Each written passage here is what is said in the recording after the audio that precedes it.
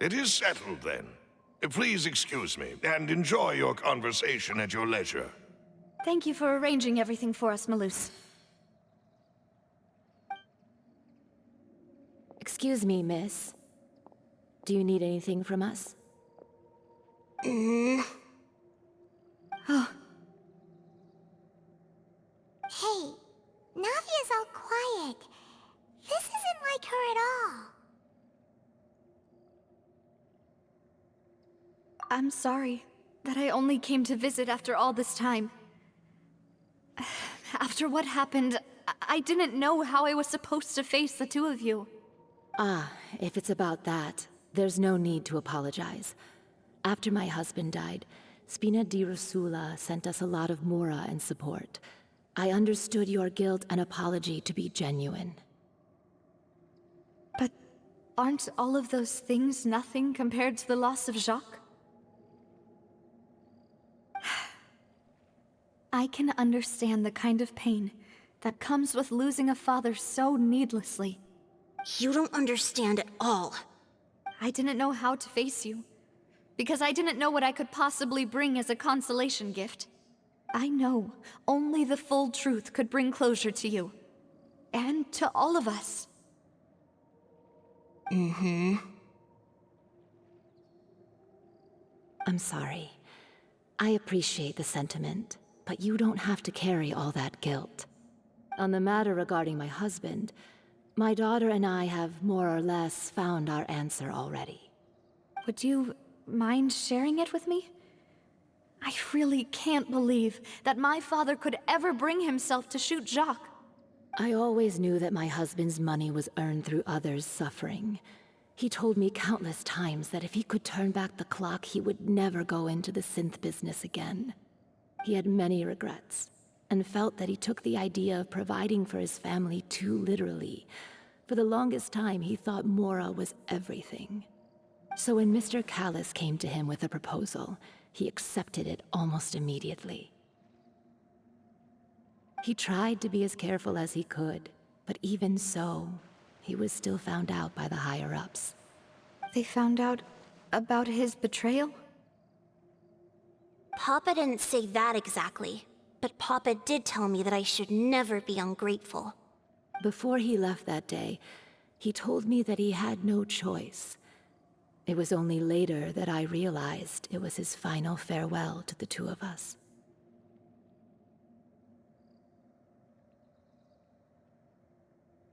I don't know that for sure, but you could say that's the conclusion I eventually came to. Which is why I'm the one who should feel guilty. Callis had always taken great care of us, both when he was still alive and after he passed away. Even if he fired the shot that killed my husband, it was likely in self-defense. It is impossible for me to hate him for what he had done. But Mama, why is Papa still the bad guy if he did the right thing? Papa always wanted to be a good man, so why did he have to do a bad thing in the end? Well, things aren't always as they seem. You still feel like your papa was a good man, right? Yeah, Papa was a really good man. The best in the whole world. Then you should hold on to that. If a good man had to do a bad thing, then he must have had his reasons. Regardless of whether he left you a parasol or a sword. He must have done so to give you a better life. Oh. Thank you for everything you've told me. I will definitely find the truth. The current state of things is not something I'm willing to just sit back and accept. Thank you. I'm very grateful to hear this from you. Even though your personality is quite different from your father's, your determination when you speak is really similar. You really think so? the first time anyone said that to me.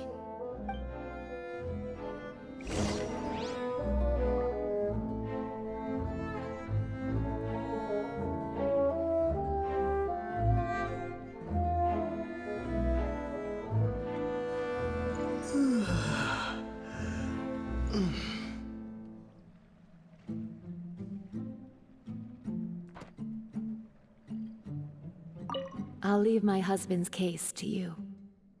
Thank you, Miss Spina, and Miss Spina's friend.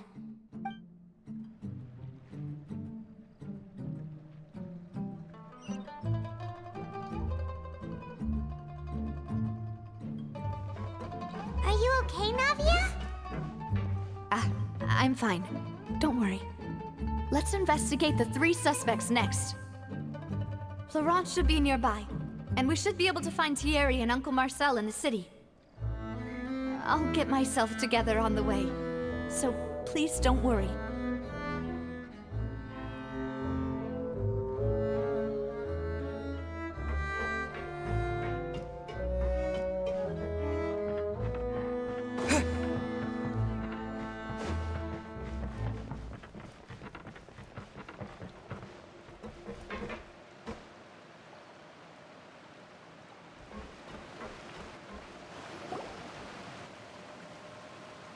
Greetings, boss.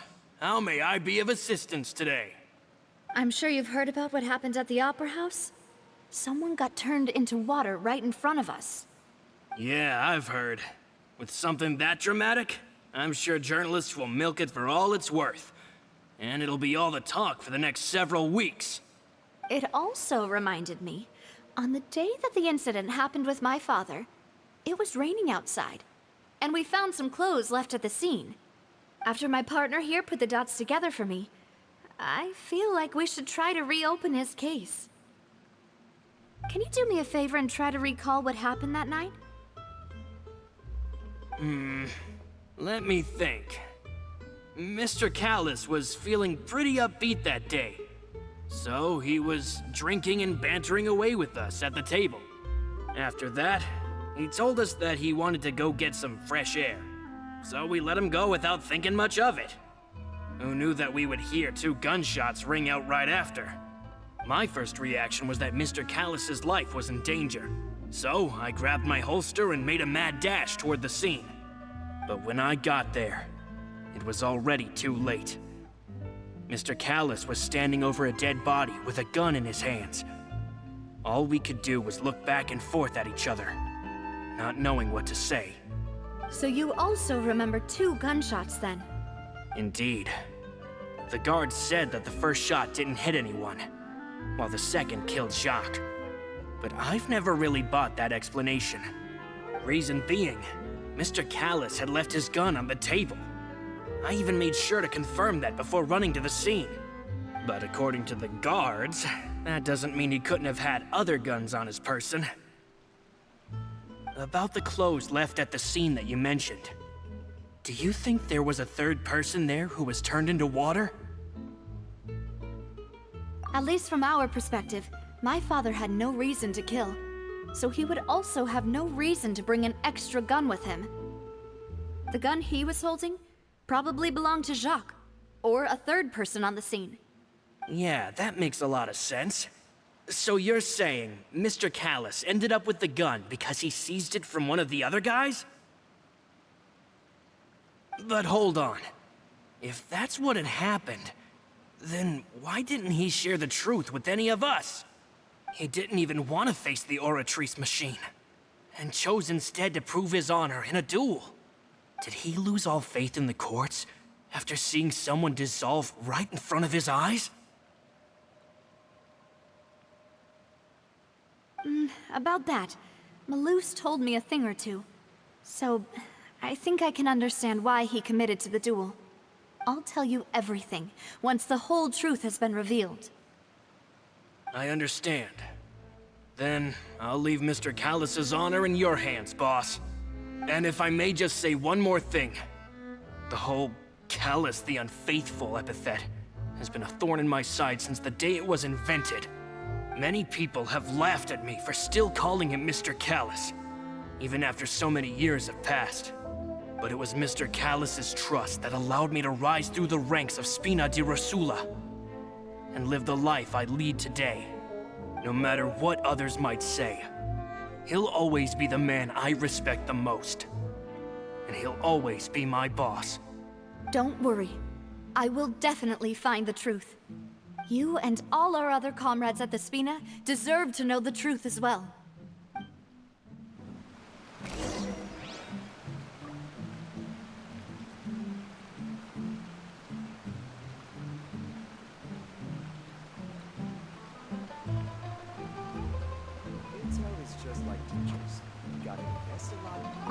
My apologies, boss. It's just... many years have passed while I've held my tongue. It's not often that I get to share my true feelings with others.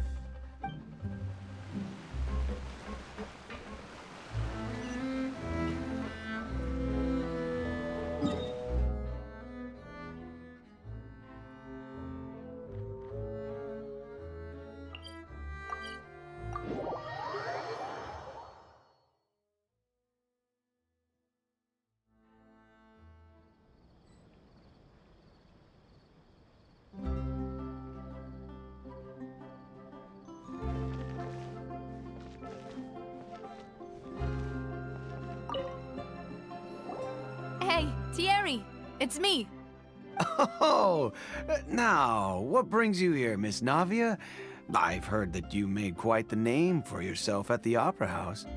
Oh, so you've got news of that already. Oh, okay.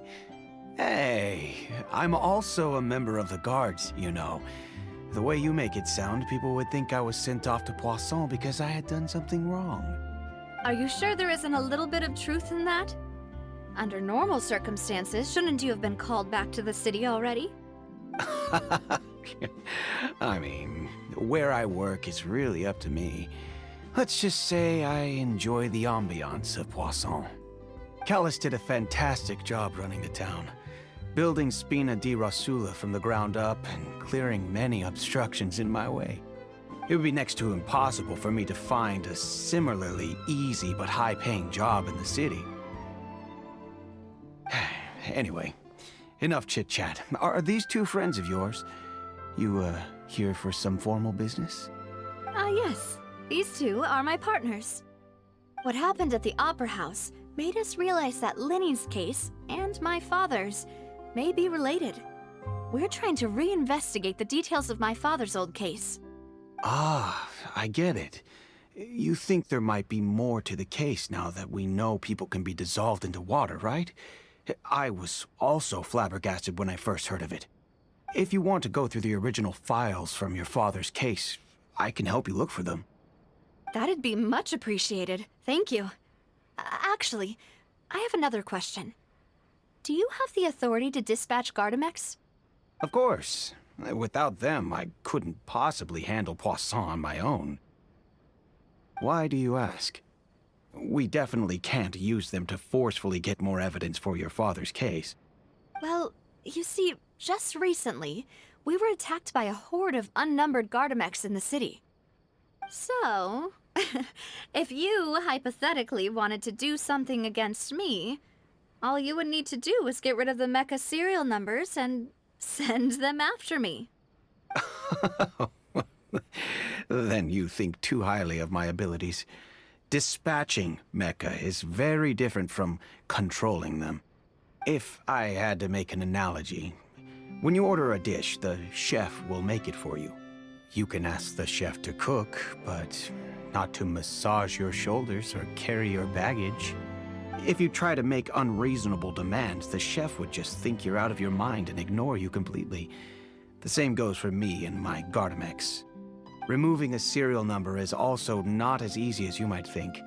There are a lot of complex steps to it, and it's almost impossible to keep it a secret. So I can promise you, those mecha were definitely private units. They're certainly not cheap, so whoever their owner is must be super rich, powerful, or both. Now that you mention it, though, being in the synth business would definitely be profitable enough to afford this.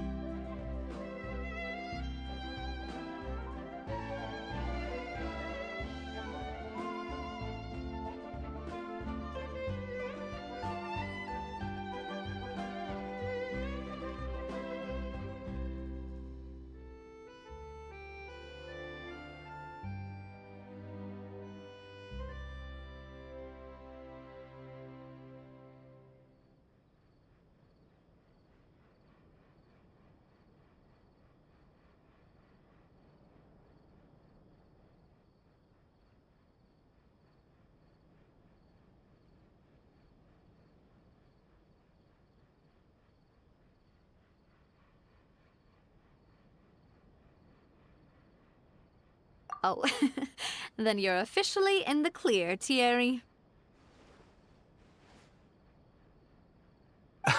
Oh, well, thank you for the vote of confidence, Navia.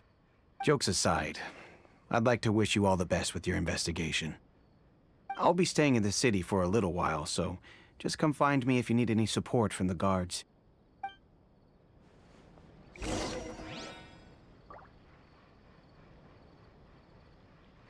Welcome to Palais Mermonia.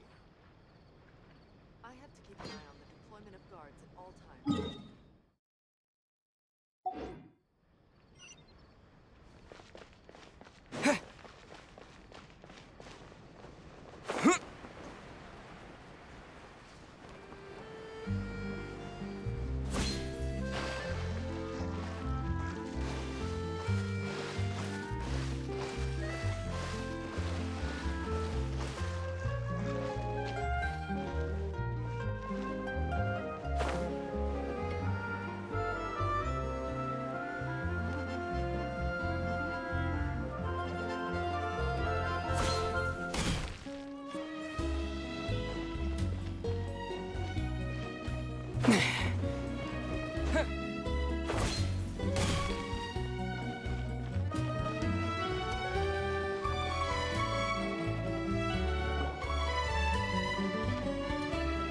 Hello. How may I help you? I'm here to see Marcel. Could you please let him know? You can just say Navia's looking for him. Sure. I will let him know right away.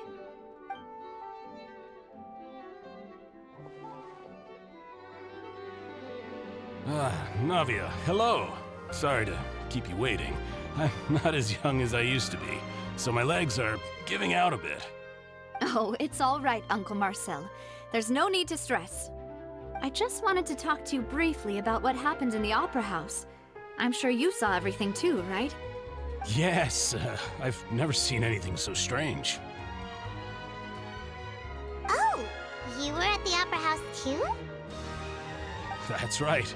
I went there with Navia to see the magic show. Who knew it would turn into a whole murder mystery? I also witnessed your marvelous sleuthing work. Quite impressive. To beat the Hydro Archon at her own game on her own turf, I can already imagine everyone in Ffontaine discussing your exploits over a few glasses of wine. Oh, Paimon doesn't want to become the talk of drunkards. Apologies. It's just how Ffontaine is as a nation. Everyone loves drama and theatrics. Uncle Marcel, you've also noticed that other thing, right? The fact that humans can dissolve in water? Yes, I was reminded of your father's case right away. Is that what you're investigating now? Exactly. I still don't have much solid proof, but I can sense that the other side has already begun to act. Oh, and what makes you say that? We were attacked on Araneus by some unnumbered Gardamex. And there was also an attempt to get me to drink water from the primordial sea. If not for the vigilance of my partner, I probably wouldn't even be here talking to you right now. Oh, you're giving us too much credit. Wasn't it you who protected us? Alas, it seems things are heating up again. The peace that Callus sought so dearly will soon become a thing of the past. But rest assured, Navia, Poisson will always remain a safe haven for you. If you're scared, you can always return there. If anyone dares to lay their hands on you there, the Confrérie of Cabrières will use its funds to the last Mora to bring them to justice. Thank you, Uncle Marcel. But I don't intend to go into hiding. I'm going to strike while the iron's hot. Do you have any new thoughts on my father's case? About that. Sorry, my age is catching up with me, so it'll take me a while to recall my memory.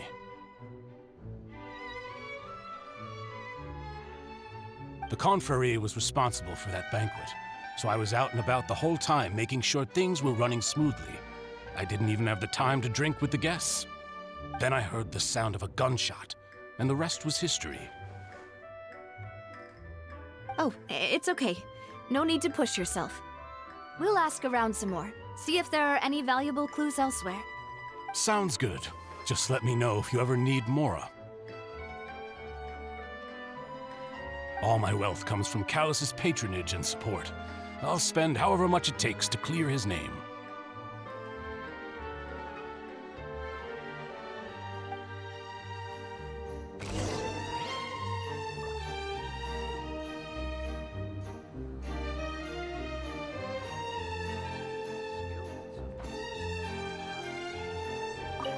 Alas, why do these kinds of things happen to the kindest people? I'll just treat them as new samples.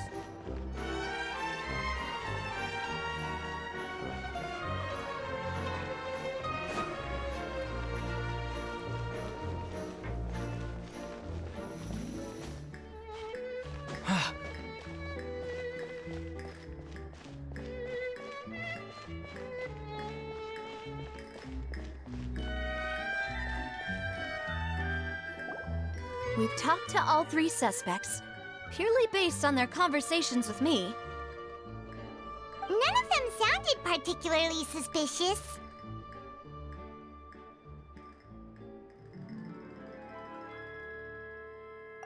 I suppose that's to be expected, though.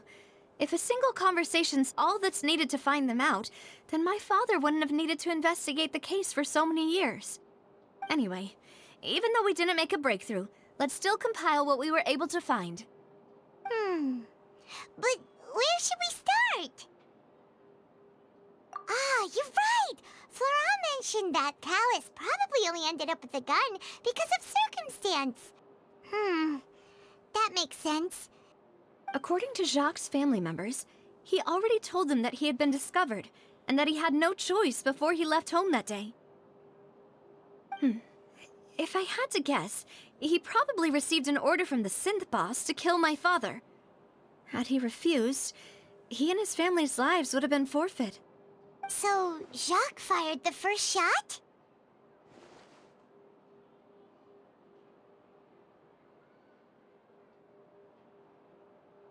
Oh? And why is that?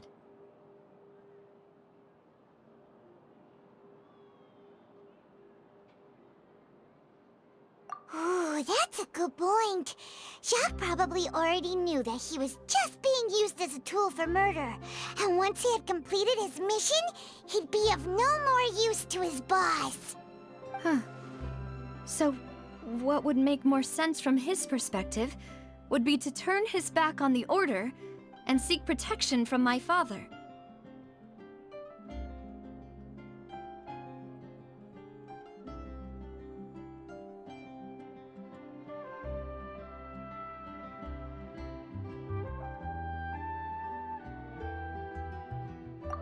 Makes sense. But without evidence, that's still just a theory. Besides Jacques, the attack from the Gardamex has been bothering me quite a bit as well. It's obvious that our enemy has become more antsy after the secret of the primordial seawater was revealed. Do you think he knew, even then, that we'd follow this lead to the end? Given everything that's happened since, it's quite possible. But who among the 3 suspects would have the ability to control privately owned Gardamex?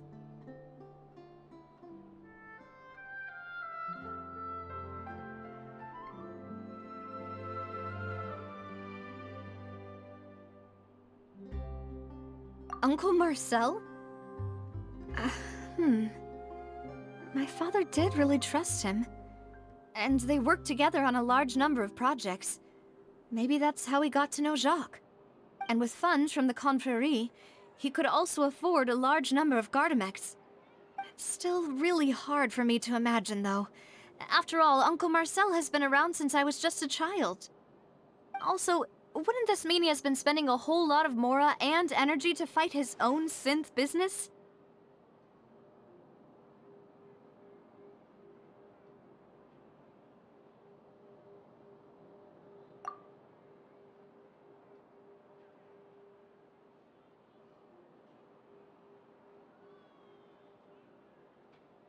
Thierry, you say? It is possible that he's figured out a way to convert the Gardamex for personal use. But I didn't feel like he was lying when he was talking to us about the mecha. I also don't think he'd be able to keep that kind of tampering under wraps. Yeah, had he actually tampered with the mecha, we'd be able to prove it with a simple check of the guard's inventory. If the mecha were taken from the guards, it should be pretty easy to find out when and how that happened.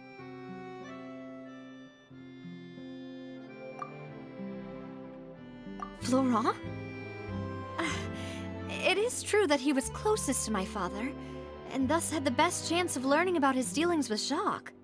But as Spina di Rosula's advisor, his work mostly deals with personnel and security, so he shouldn't have much means when it comes to finances. So you're saying he's too broke to afford a mecha army? Exactly. He can't. And even if he could, I don't think he would be able to dispatch a whole group so quickly. Who could it be?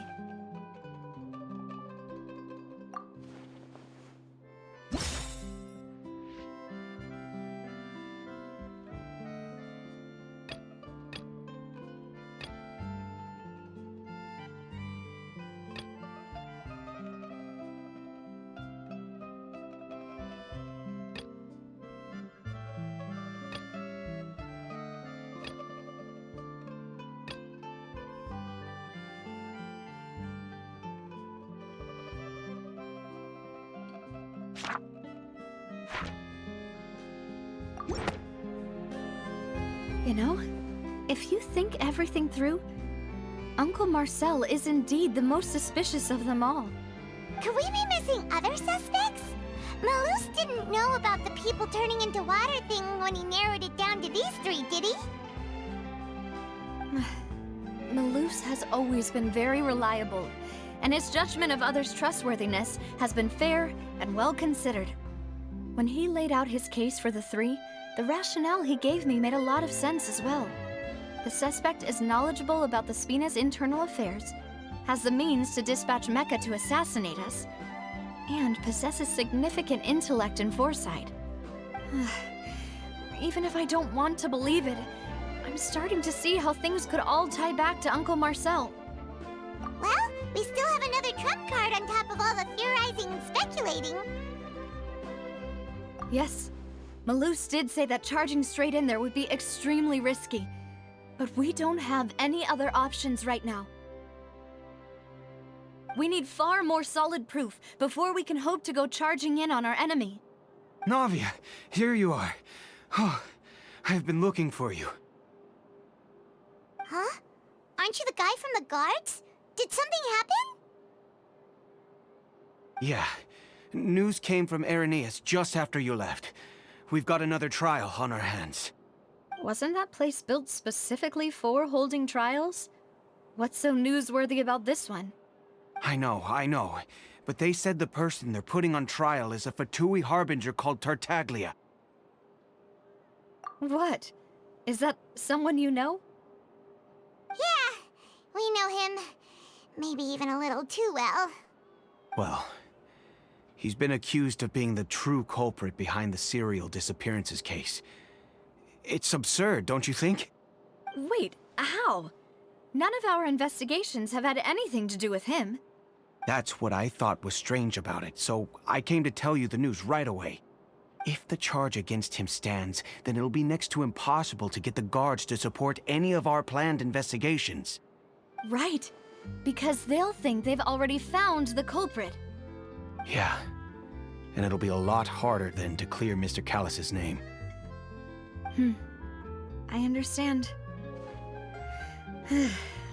Well, partner, what do you think we should do? We still haven't found any conclusive evidence.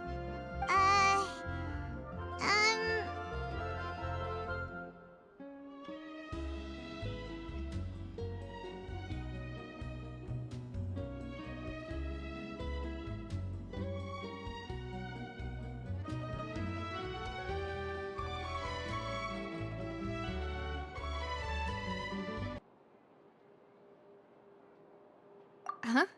Split up? What do you mean?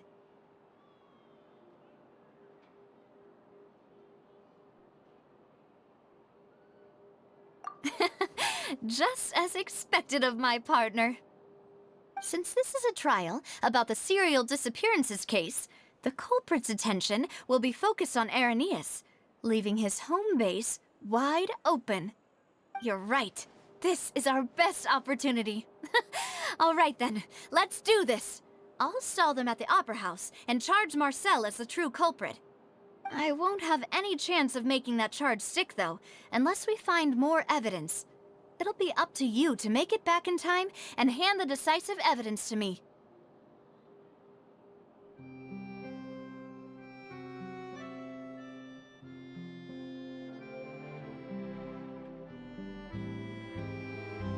We'll help you, just like you helped us in Linny's trial. Demoiselle, please allow us to accompany you. I'm ready. Ah, Malou, Silver. When did you two get here? We heard that you'll be leaving Poisson and figured that you might require our assistance. It's our hope that your confidence will be bolstered with the two of us by your side. Thank you so much. Then, let's make haste for Irenaeus. Paimon, Traveler, I'll see you at the Opera House. See you then!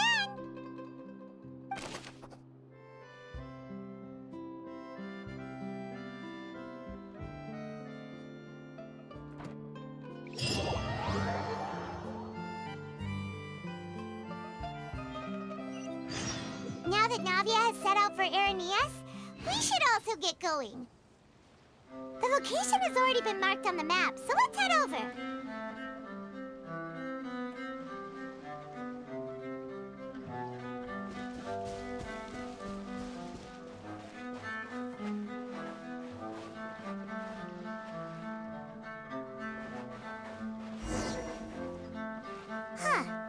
According to Malusa's info, the synth production base is underwater.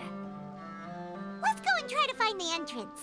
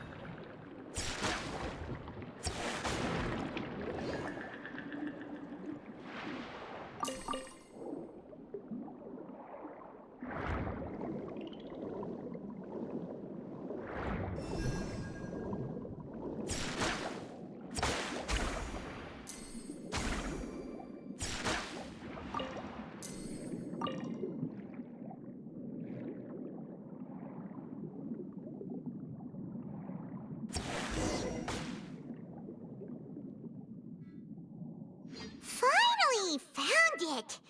Huh. So this is the entrance that leads to the synth production base. It sure doesn't seem out of the ordinary at all. Ah, you're right. An important place like this is bound to have a ton of protective measures and mechanisms. Navia's probably arguing up a storm right now to stall for us.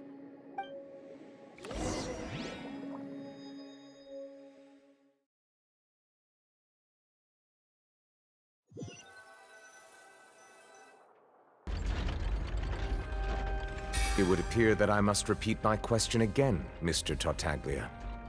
Do you accept the charge that you are the true culprit behind the serial disappearances case? To be perfectly honest, I don't understand your country's complicated court system, or the reason why I'm being charged with something I've never even heard of.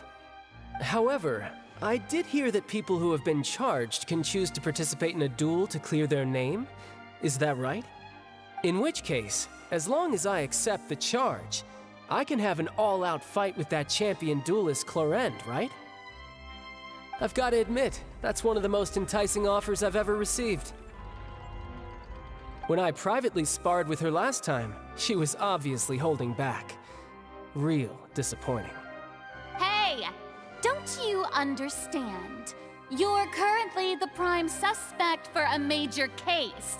This isn't the place for you to be looking for fights. Oh? Sounds like the Hydro Archon wants to lecture me on the ways of the Opera House. Then why don't you duel me too? I'm the kind of student that learns best in the heat of battle. No. That's not what I meant. Alas, it would appear that communication with the defendant is going poorly, and we have made very little progress. In that case, let me explain everything from the very beginning again. The goal of this trial is to determine the culprit behind the serial disappearances case. That case had nothing to do with him! You've got the wrong man! Huh? What's going on? Why is she interjecting again? I told you it couldn't be one of the Fatui harbingers. Miss Navia, this is the second time you've interrupted the court proceedings. I only tolerated your behavior last time because you were able to provide the court with a key eyewitness. But that was an exception rather than standard court protocol. I can very well charge you with contempt of court for your interjections. Oh, please. Did you ever think I had any respect for this place's pointless theatrics? We can put that discussion aside for now. I'm not here to argue with you. I'm here to charge the true culprit behind the serial disappearances case. And if my charges prove true, then Tartaglia here will be proven innocent by default, correct? Oh, a young lady has charged in and offered to clear my name. How fascinating. Well, I'd gotten half bored to death by all these rules and procedures anyway, so I'll take you up on that offer. So, Your Honor, is there nothing else for me to do now?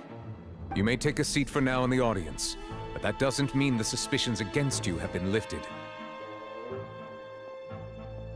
Now then, Miss Navia, who is the person you would like to charge instead? That person is...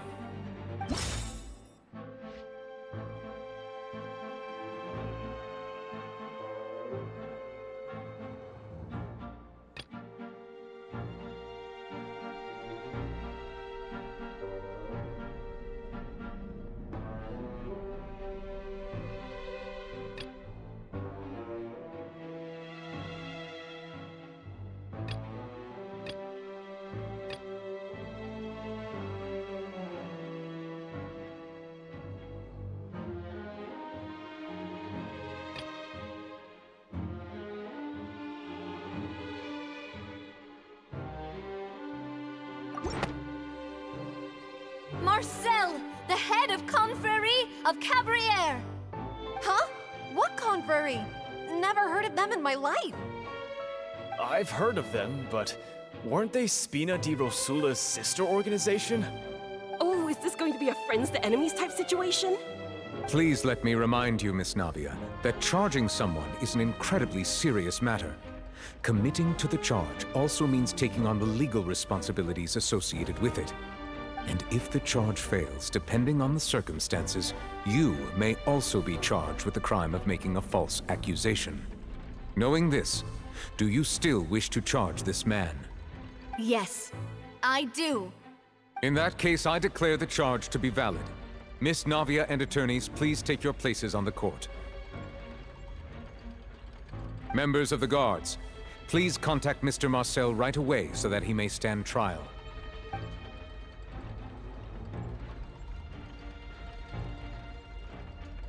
Mr. Marcel, you will not require an attorney. Is that correct? Apologies. It all just happened so quickly. I still haven't figured out what's going on. I think an attorney won't be necessary. This is probably just a misunderstanding between me and Navia. Very well. In that case, since both sides have now arrived, Miss Navia, please present your charges. I would like to take everyone back to 3 years ago, to the case of Callus the Unfaithful. Only through elucidating what really happened in that case can we connect all the dots for the serial disappearances case. Navia, do you really think that I was the one who killed your father? Come on, why would I do that? Callus was my benefactor, and remember both you and I only ran to the scene when we heard the sound of a gun. If that's enough to make me a suspect, wouldn't that make everyone at that banquet a suspect as well? I think there's no point in getting into the specifics right now. The audience doesn't even have the big picture yet. Even I'm struggling to remember some details of that case. Exactly correct, Your Honor. I must refresh everyone's memory about that case before I can explain my charge and reasoning. I see. In which case, I will recount the findings about that case as originally recorded by Maison Gardiennage.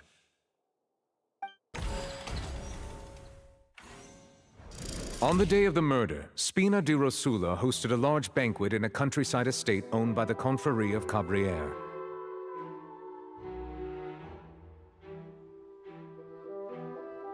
During the banquet, all attending guests heard 2 gunshots from the courtyard. When the guests arrived at the scene, they found the primary suspect, Callus, holding a gun, while his acquaintance, Jacques, lay dead from a gunshot wound. The guards' investigation did not recover any other firearms from the scene. As a result, they concluded that the suspect's first shot must have missed, while the second must have taken Jacques' life. The suspect did not dispute this conclusion, and also declined to defend himself in court. Instead, he chose to prove his innocence through a duel.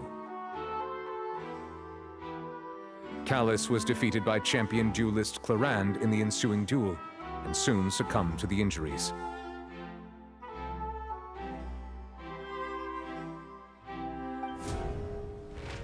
These are the known facts about the case.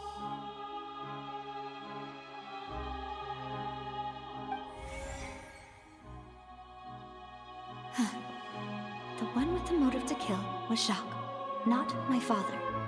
And even so, Jacques still had no reason to pull the trigger. In truth, the third person shot Jacques first, and was shot in turn by my father when my father seized the gun from him. After that, the true culprit turned the third person into water, erasing all traces of him from the scene. Thank you for the summary, Your Honor. Of course, the guard's conclusion appeared quite sensible to us at the time. However, we should revisit the case now that we've gained new information about the abilities of water from the primordial sea.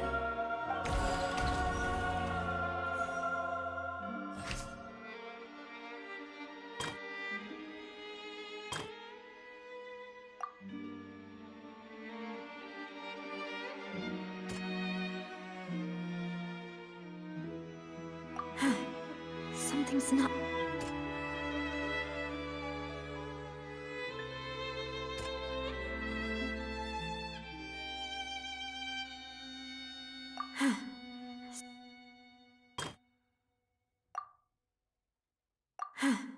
Something's not...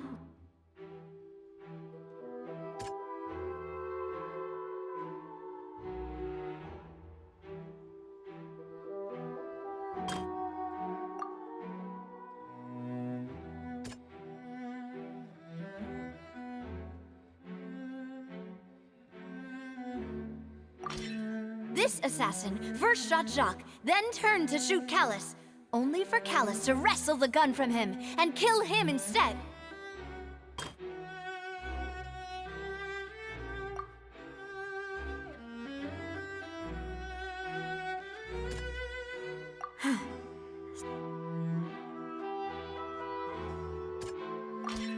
A pile of clothing was found at the scene. The guards once believed they were used by Jacques as a costume to disguise himself. But now, it is clear that the clothes were proof that there was a third person at the scene, and that they were turned into water after committing the murder. Since it was raining that day, the culprit was confident that they could use the rain to wash away all traces of their dissolved accomplice.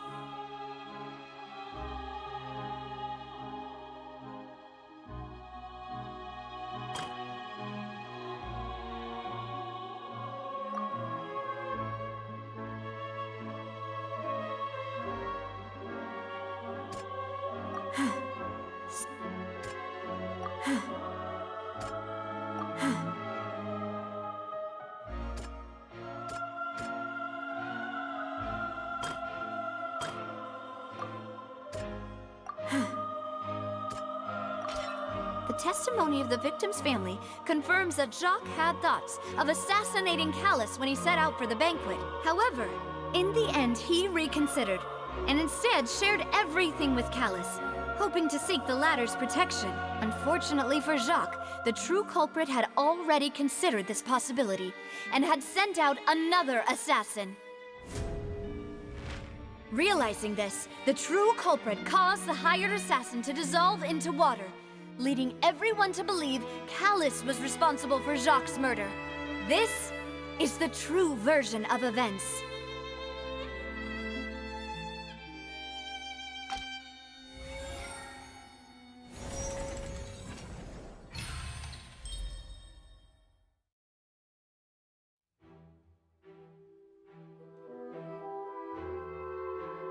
So that's what happened.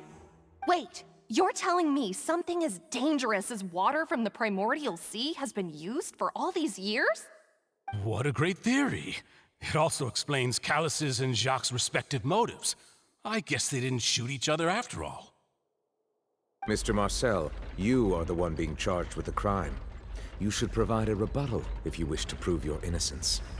Ah, but I think I agree with everything Navia just said. In fact, there was nothing in her speech that directly implicated me. Then, may I ask some questions? In my opinion, we primarily need to determine two things. One, do you have the evidence to back up your claims? I'm afraid not. At least not at this very moment. Boo! If you don't have any evidence, you should just go home!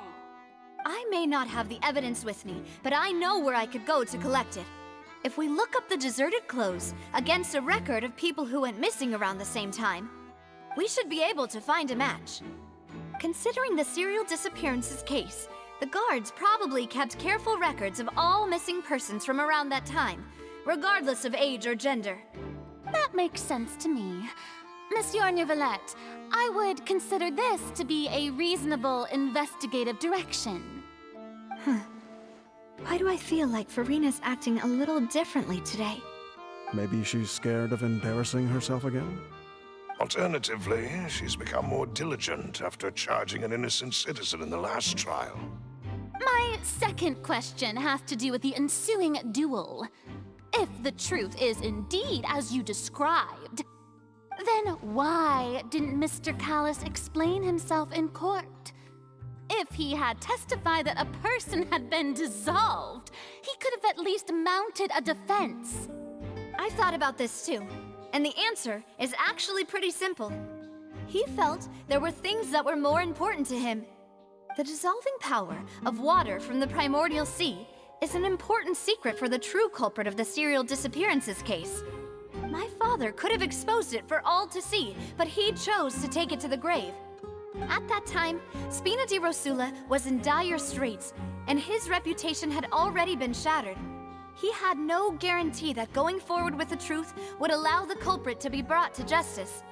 What was certain, however, was that it would paint a gigantic target on my back. Boss once told me that Demoiselle had already been selected as the next target of the serial disappearances case. What?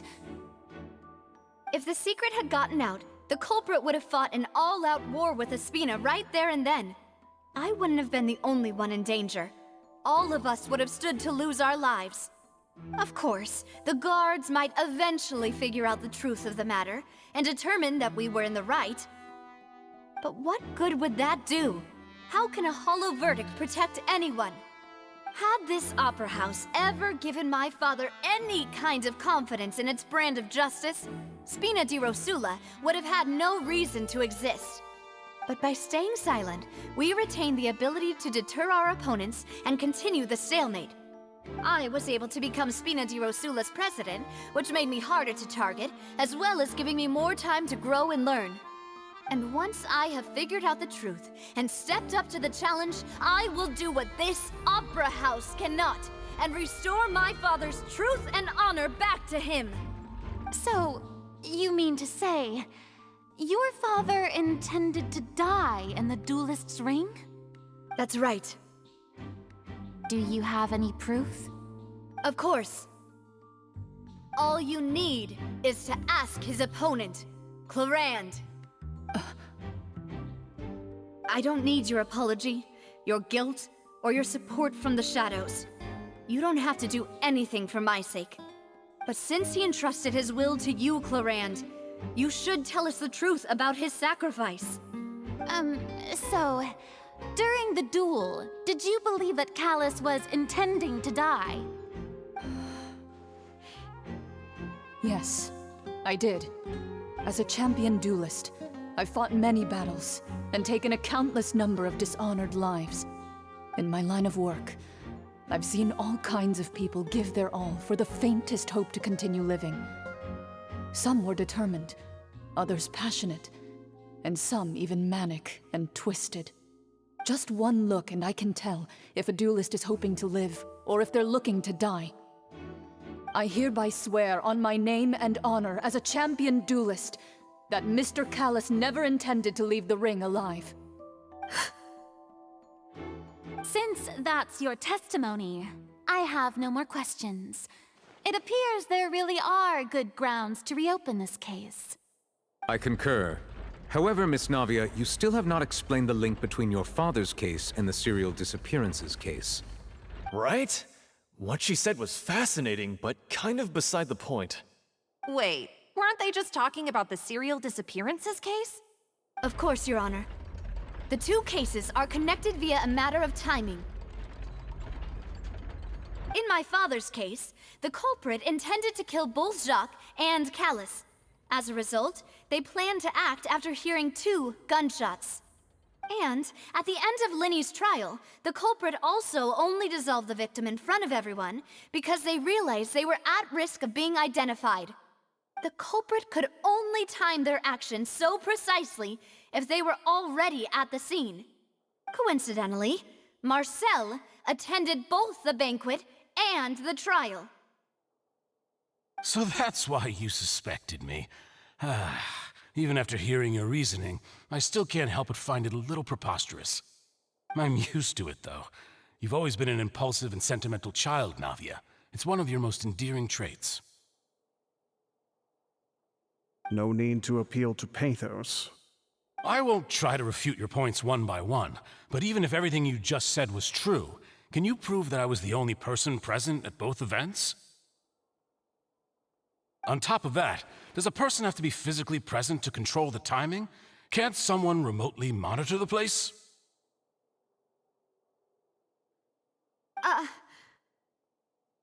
Don't know what she can say to that. I know that even with that, you might still think you can reduce the list of suspects with some further investigations until I'm the only one left on the list. Alas, who won't feel at least a little hurt by an accusation of murder from a girl you see as your own daughter? But if I were to dismiss this completely, you'd also think I'm not being considerate of your feelings. Ah well, let Uncle Marcel teach you another lesson. Do you know what the biggest flaw in your reasoning is? I suppose you're gonna tell me anyways. It's timing again. I'm a businessman by trade. From that standpoint, there's no reason for me to kidnap young women. It's a high-risk action with nothing to gain. In addition, I left my home in Snezhnaya when I was young to come to Poisson and work in some trade. My business only thrived when I received Callus's patronage. But the disappearances began before I ever stepped foot in Fontейn. I do apologize, demoiselle. This was my mistake. No, it's not your fault. I'm sure he had come prepared. Is there anything else you'd like to say? Would you like to check the date of my first business license against the first known case of the serial disappearances? You can also take a look at my border entry records, or ask my friends and family when I left Snezhnaya for the first time. Could those records and testimonies do something to appease the unspeakable anguish in your heart? Seems like she got the wrong guy. At this rate, Navia will be convicted for falsely accusing him. I think you've done a superb job of dissecting your father's feelings as he neared the end of his life. But aren't you going against all of his wishes and expectations right now? He wished for you to become more rational, collected, and conscientious, instead of dwelling only on your own feelings. Once you've learned to be more considerate of others' feelings, and to stop rushing headlong into things, you'd have met most of his expectations. This isn't just about me, and it never has been. The biggest difference between me and the rest of the victims is that I still have the ability to search for the truth, while that same agency has long been taken from them. The people whose families were destroyed by synth abuse, the people who lost their loved ones to the serial disappearances, and the people who suffered tragic ends due to their sense of justice. Many people's images are flashing before my eyes. I'm sure some are coming to those of you in the audience as well. And whose image do you see, Marcel? Is it a man named Vacher? Huh. Oh, so you do know that name. I'm merely surprised you'd suddenly say the name of someone I've never even heard of. I was waiting for you to say that.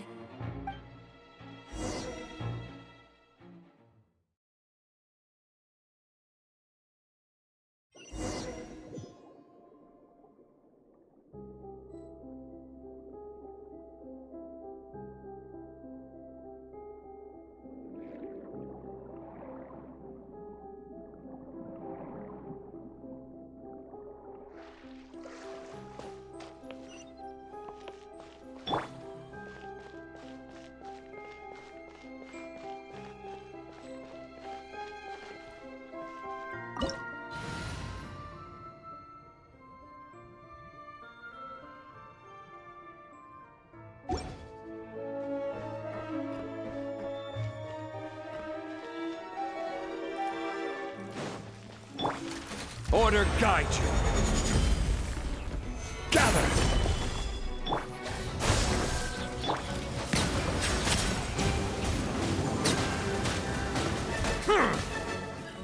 Don't be scared!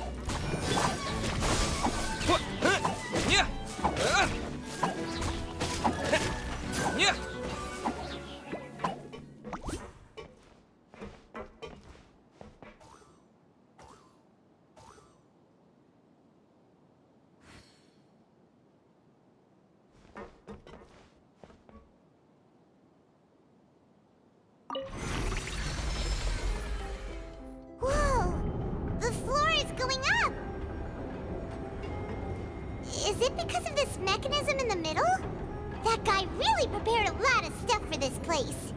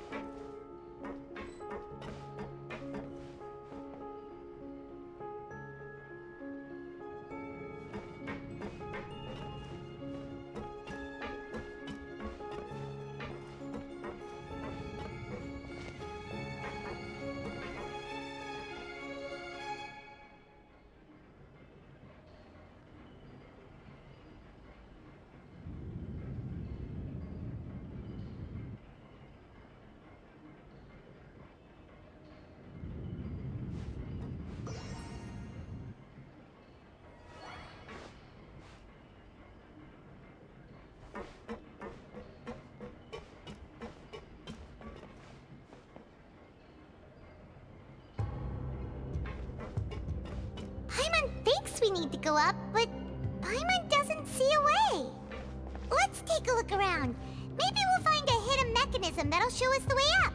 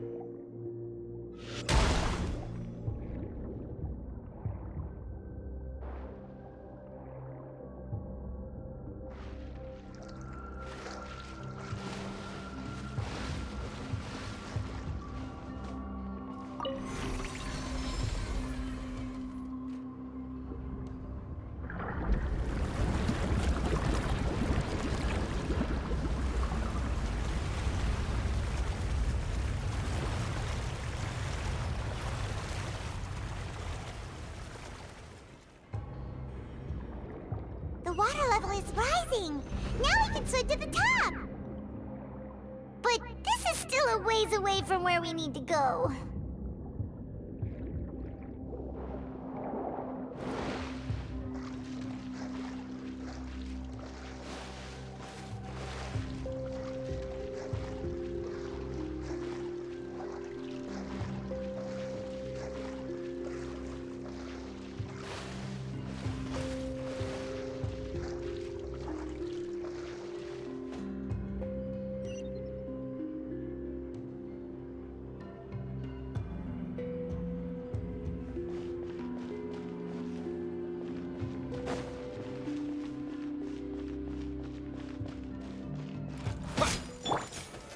Solidify!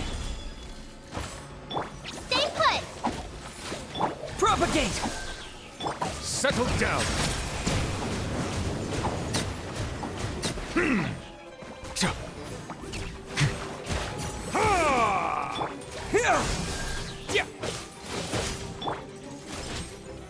Gather! Silence!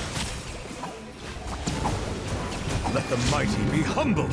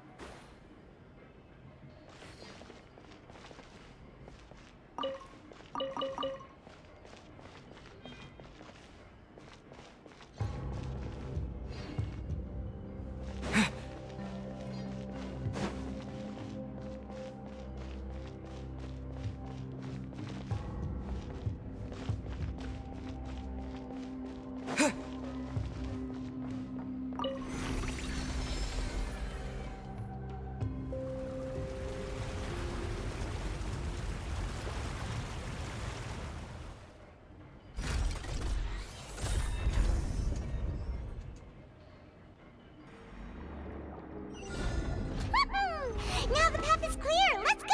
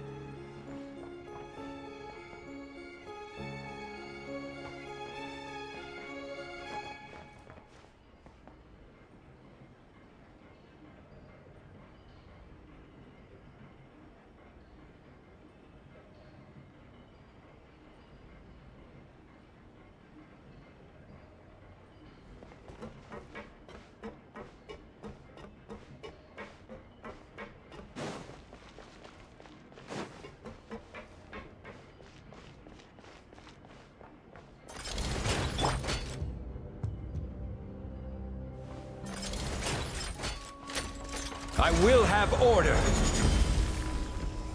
Solidify! Germinate! Settle down!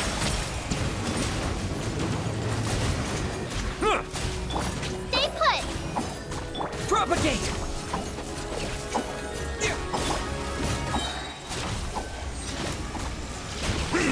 The tides beckon.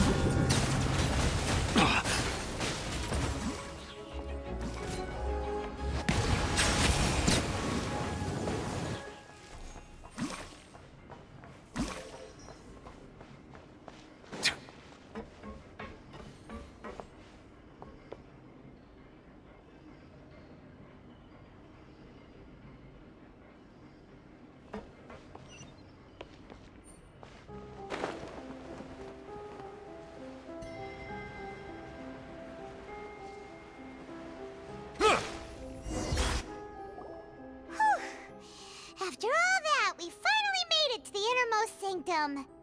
Though, as expected, the mastermind isn't here.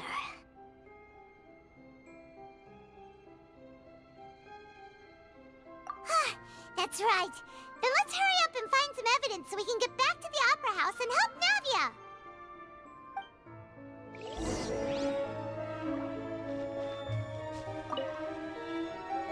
What's all this? Pink accessories, a hair tie, a necklace, even a makeup box. Oh, Paimon sees it too, but why are all these cute things labeled with different girls' names? Huh? You mean the girls from the serial disappearances? They were brought here? And then they were turned into water. And all the boxes of things, these names. That means... Oh, this...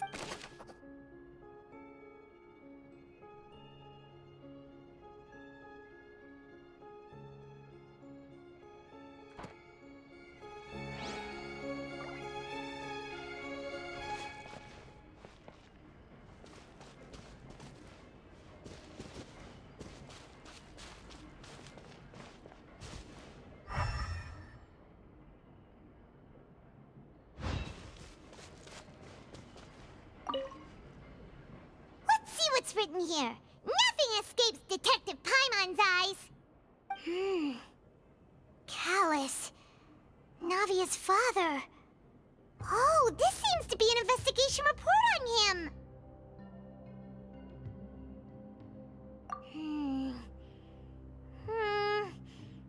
Yep, it's about finding someone to assassinate Jacques and Callus because of a lack of confidence that Jacques himself would go through with it. This should prove the existence of the third person, right?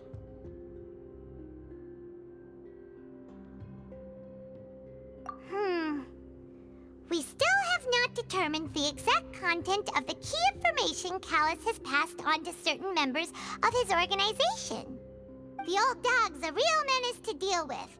Even if he abides by the promise he's made to us, he will still have the upper hand. He can act whenever he wants to make our lives miserable. The only option left is to remove him from the picture entirely. I concur. Let's send someone to kill him. He won't declare war as long as we don't touch Navia. Oh, seems like we've got a bunch of correspondence between the higher-ups.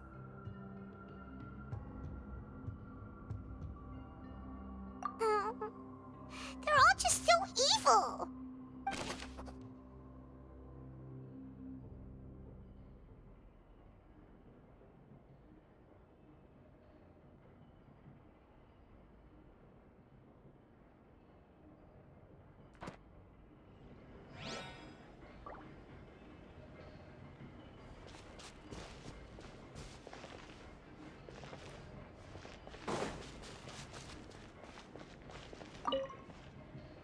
What's this over here? Looks like some kind of place for research. Experiment number 16 aims to verify Jacob Ingold's research conclusions on the primordial sea and use his theory as a foundation to achieve a breakthrough. The experiment was a failure. No individual managed to resurface from the water from the primordial sea. Female specimens 22, 23, and 24 were dissolved. Sorry, Traveler. Paimon will try her best. It's just that Paimon's never read something so scary before. How can someone write something that terrible in such a matter-of-fact tone? You read the rest. Paimon's too scared to keep going.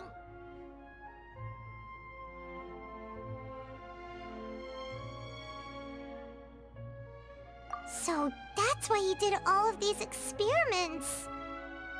Wait, did he really think he'd be able to find a way just by dissolving people over and over? That's just insane! Huh? Isn't that the name you heard by the fountain? Paimon thought he was an eyewitness in the serial disappearances case.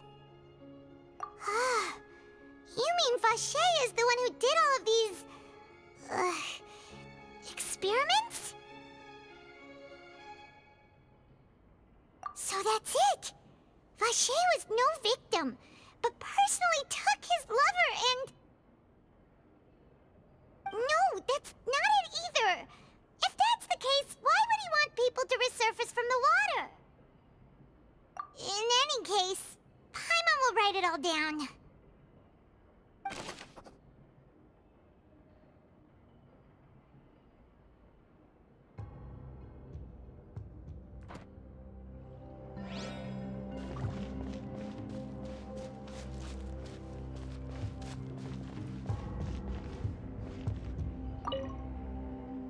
Oh, look! There's an important-looking basin over here, and it's full of water!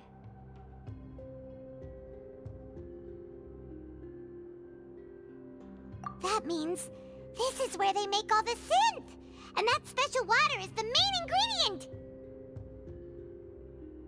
If you dilute it with normal water, you'll get synth, but the pure stuff can dissolve a human! Paimon will take notes on this incriminating evidence.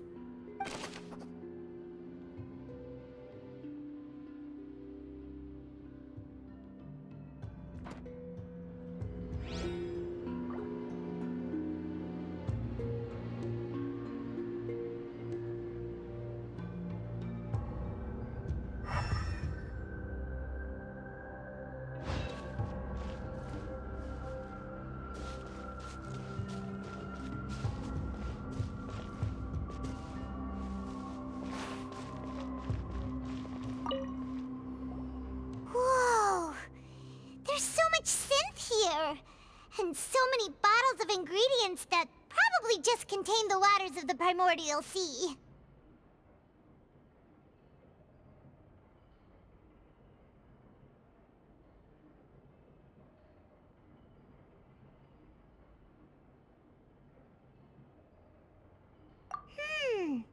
Mixing in progress. Ready to drink? Stock sample? Huh.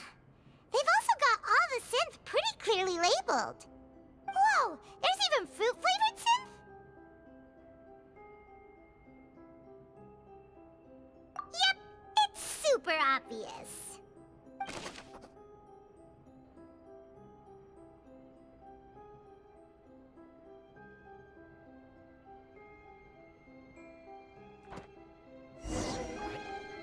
We've looked at almost everything here, and it seems like our theories were spot on, but...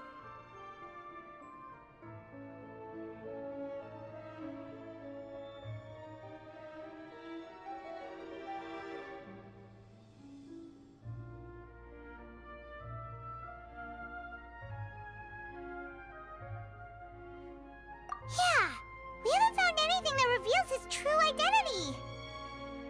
No wonder even Neuvillette wasn't able to find anything. Whoever it is probably destroyed everything to do with that name a long time ago. That way, even if we bring all this back to the opera, we won't be able to identify the true culprit.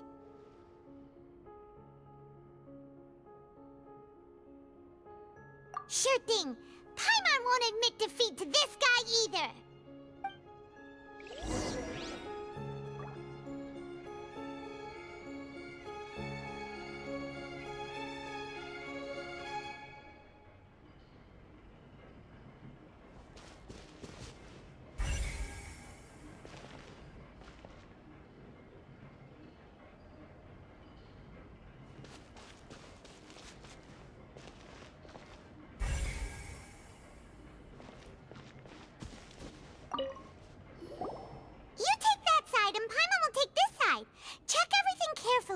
We'll find something for sure.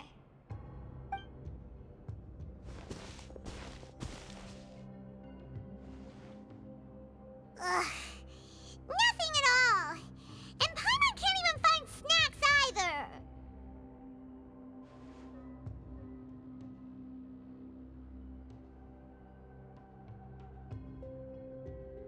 Whoa, really? Let Paimon see. Vinier. Isn't that Vacher's lover's name? Then found her diary. Let's see. Aw, it's just a normal diary chronicling their love story. She was so sweet, too. Oh,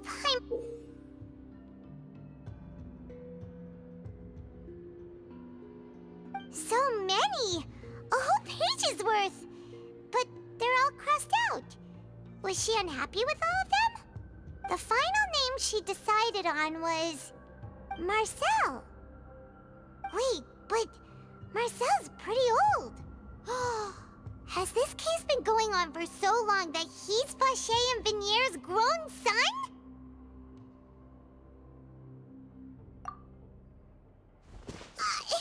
Hey!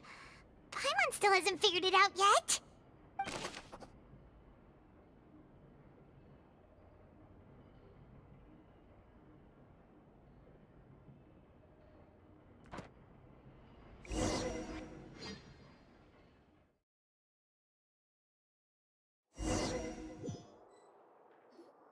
And whose image do you see, Marcel? Is it a man named Vacher? Oh, so you do know that name. I'm merely surprised you'd suddenly say the name of someone I've never even heard of.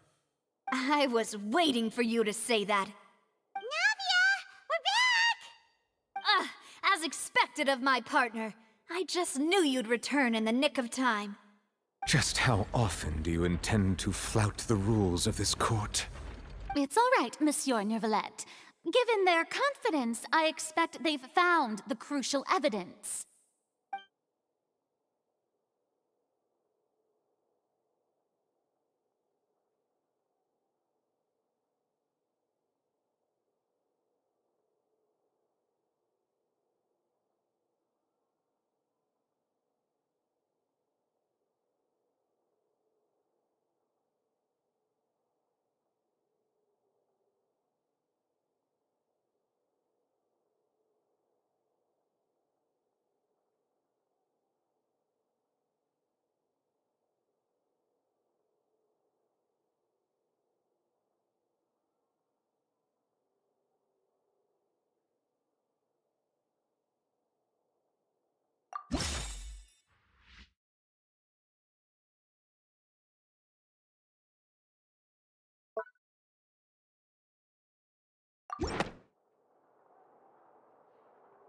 But the truth of it, Marcel, is that you've always been Vacher. Huh? We've investigated your lair and we already know everything! After your lover, Venier, was dissolved, you kept abducting young women to experiment on the hopes of bringing her back to you! You even created Marcel as a new identity and destroyed all records of your past as Vacher! So that's it. Even the villains in opera performances rarely go that far. And with that, Marcel's motive has now been established. This information regarding your past also dismantles your prior timing defense. Well, Marcel, do you know where you went wrong? You fixated your gaze on the lover that passed away, instead of paying attention to the living people around you. So, you never noticed how we changed, or how we grew as individuals. You also never understood Boss's real expectations for his daughter.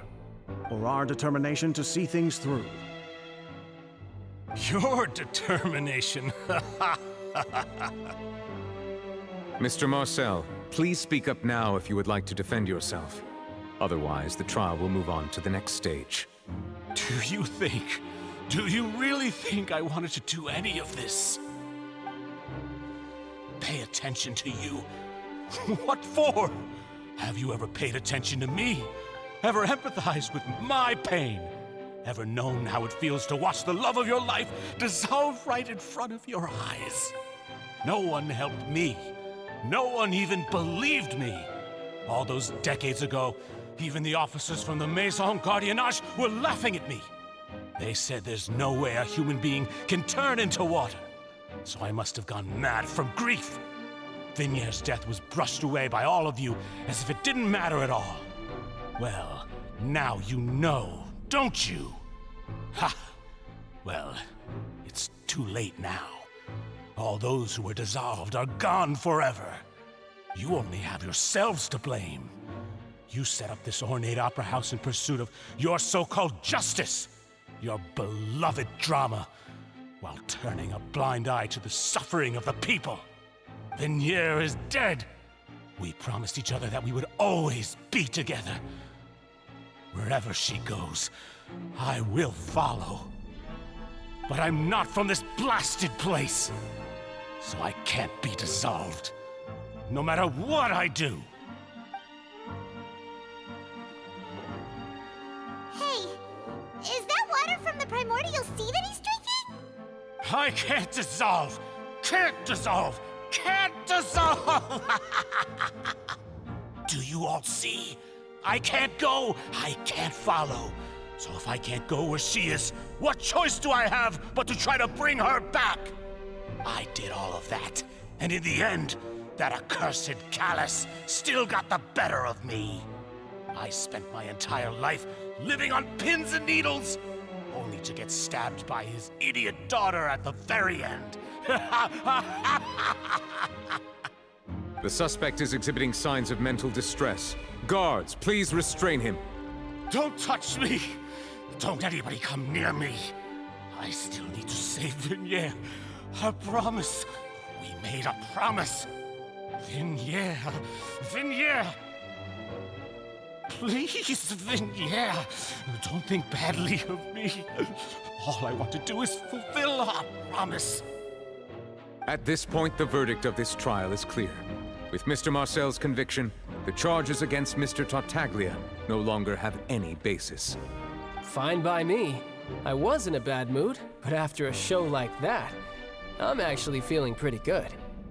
Traveler, please submit all the evidence you have collected to the guards, so that I might review and summarize the truth behind the serial disappearances case. The man now known as Marcel was originally named Vacher and worked as an adventurer with his partner and lover Vignier. During an underwater expedition, Vignier accidentally came into contact with water from the primordial sea and was dissolved in front of Vacher as a result. Vacher learned of the primordial water's existence through the work of others and began to kidnap young women for research, with the goal of discovering a method to restore Vignier back to life. To cover his tracks, he invented the new alias of Marcel and began to operate a business in Poisson. During the course of his research, Vacher discovered that a diluted concoction of water from the primordial sea can induce feelings of euphoria, and began to manufacture and market synth. However, as he accumulated wealth to fund his continued research and expanded the scope, he came into conflict with Spina di Rosula. After exchanging blows with Spina di Rosula for many years, Vacher decided to assassinate their president Callus at a banquet. Although the assassination did not go as Vacher expected, he was able to turn Callus into the murder suspect by dissolving the assassin he sent to the scene. And just recently, Vacher attempted to frame Linny as the culprit of the serial disappearances case, using a similar method. However, his attempt to frame Linny failed, and the power of water from the primordial sea became public knowledge. This case also exposed enough of Vacher's machinations that he was eventually successfully charged in court.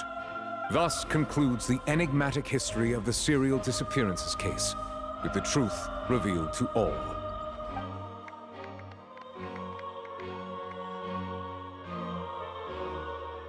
The oratrice will now deliver the final verdict regarding the charges against Mr. Vacher.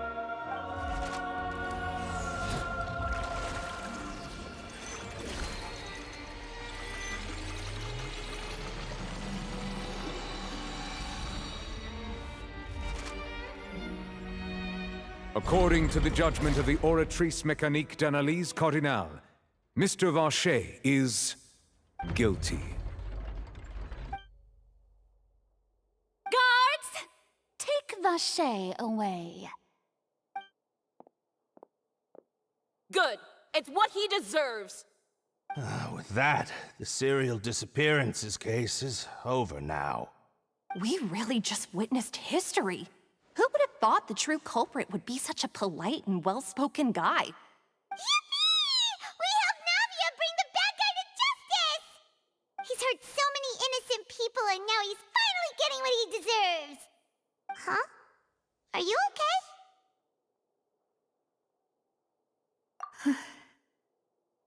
Demoiselle, you were absolutely brilliant. The day our late boss had always hoped for has finally come. You can rest easy now, knowing justice has been served. Yeah. It's finally over. It's all thanks to you guys. And my partner. See, Papa? Spina di Rosula's still doing well with me at the helm. Well now, hasn't this been a most delicious piece of drama?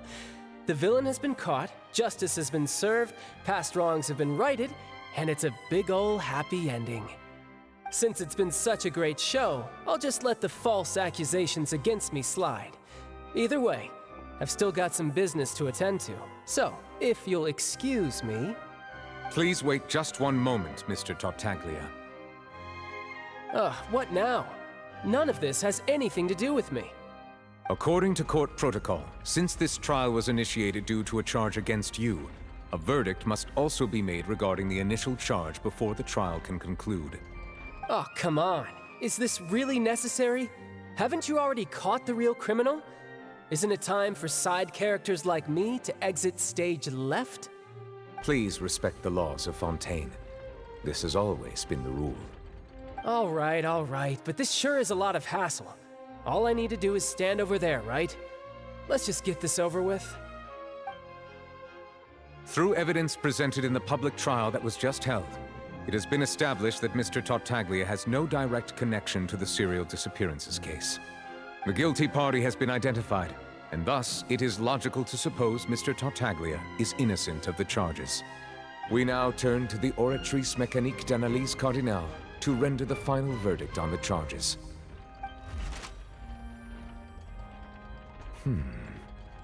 According to the judgment of the Oratrice Mécanique d'Analyse Cardinale, Mr. Tartaglia is guilty.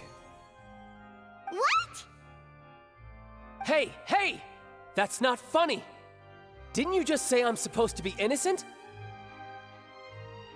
What's with this verdict? Is your justice machine malfunctioning? Huh? This has never happened before. The Oratrice actually returned a different verdict from the Chief Justice. I mean, have you ever heard of an innocent Fatui Harbinger? Do you think the Oratrice might have just convicted him on general principle? But weren't the charges about the serial disappearances case? No matter what else he's guilty of, it shouldn't affect the verdict in this case, right? The judgment of the Oratrice Mécanique d'Analyse Cardinale is, by law, the final verdict of the court. We must accept the guilty verdict. Guards, please take the suspect into custody per court protocol.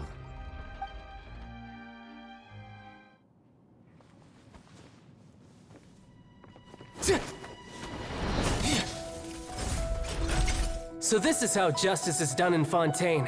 What a joke. You've got your rules. Well, I've got mine too!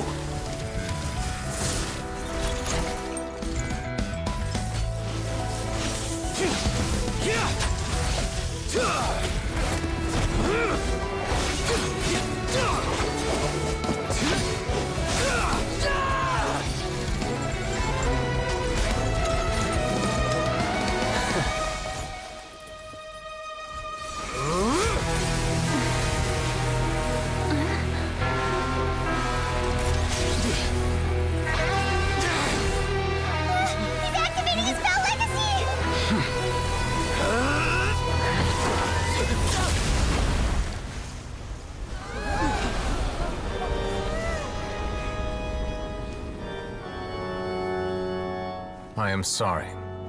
If you have been wronged, we will find the truth. But the rules of the court must be upheld.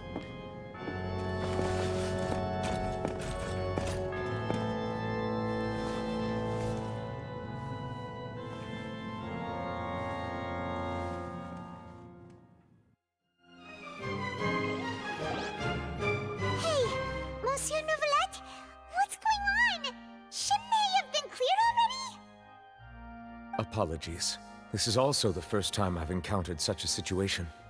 However, according to the rules established at the conception of Fontaine's court system, the Oratrice's judgment is the final verdict of the court. All I do is follow court procedure. As for why the Oratrice arrived at the conclusion it did, you should probably ask someone more knowledgeable than me.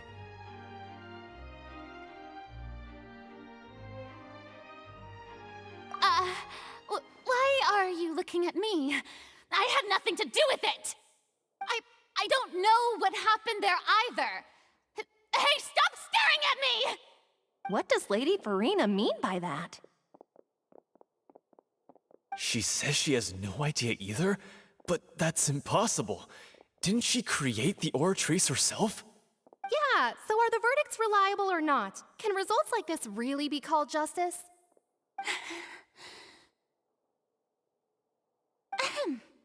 My dearest citizens, did you really think we'd allow an incorrect verdict to be handed out in this court? Did you really believe that the judgment could be mistaken or be the result of some sort of random mishap? Don't tell me you thought even I had been blindsided by the Oratrice's result. But the way she looked just now, it was pretty obvious she had no idea what was going on. However, given the state of things, I shall give you an explanation. Everything that just took place, including my supposed shock and bafflement, was a part of an elaborate performance, with every action meant to stir up drama and excitement. And, of course, for every performance, there is a script. Everything has unfolded exactly as I expected from the very beginning. As the embodiment of the very concept of justice, the Oratrice shall never render an arbitrary judgment! If you thought Child had nothing to do with the serial disappearances case, it is only because you've been blinded by the superficial appearance of innocence. Everything he's done, not to mention the danger he poses, are beyond ordinary comprehension and completely unforgivable! All shall be revealed in time.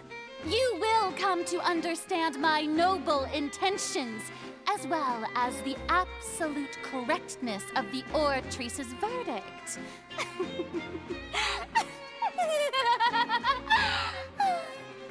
Now, having said that, although I hate to leave things hanging in suspense, it is now time for this performance to end. As the lead actress, I shall be the first to take my leave. Toodaloo! So she chose to make her escape after all, did she? So you're saying we shouldn't put much stock into what she just said? She probably just put on that performance to save face. As for the truth, it's unlikely that she actually has any idea. However, please be assured that I will continue to investigate this case in a personal capacity. Just as I promised, if the judgment has been incorrect, we will do our utmost to clear his name. All right. Even though we feel pretty badly for him, we'll take your word for it for now. After all, he's done plenty of bad stuff, so he should have known he'd go to prison someday, right?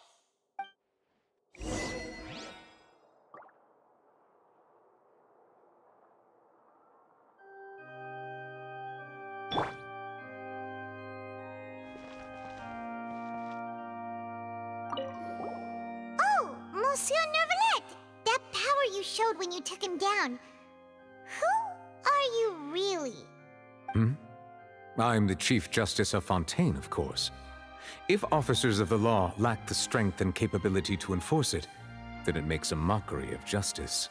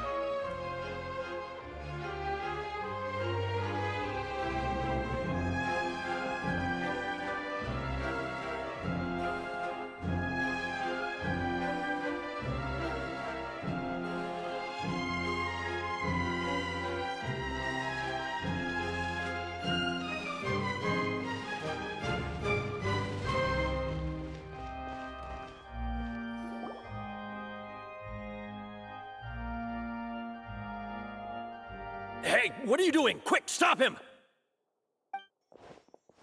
Traveler! Hey! Traveler! Marcel! What are you doing over here? Stop resisting arrest! Cease, or we'll add another charge to the list. No, wait! I just want to ask the Traveler something. I'm not looking to run away. Please, just let me ask this one small thing. Go on. Thank you. I was being led away when I finally realized something. Where did you first hear the name Vacher? I erased all records of that name. So, unless... Are you still trying to prove your innocence? Give it up. You've already been convicted. Really? You did? You're sure? You met her? But how could that be? How did you manage to do it? The Fountain of Lucine? Then she's been so close to me all along. And I just never... Please give me a chance to talk to her again. Just let the Traveler take me to the fountain to see her one last time. This is the last request I'll ever make in my life. You can do whatever you want to me afterwards. I don't care. What? Give an inch and you want to take a mile? Do you think serial killers get to make requests like that? Paimon agrees. Why should we give him what he wants when he's only done a ton of super terrible things? This request, is it worth as much to you as your life? Of course! Wait, no. It's worth even more than my life. Humans. Will they betray the instinct to live just to satisfy spiritual needs? Very well. I will grant your request. Your Honor, I fear that... I will go with him. You do not need to worry about any escape. In that case, I shall leave him in your most capable hands, Chief Justice. Thank you, Your Honor.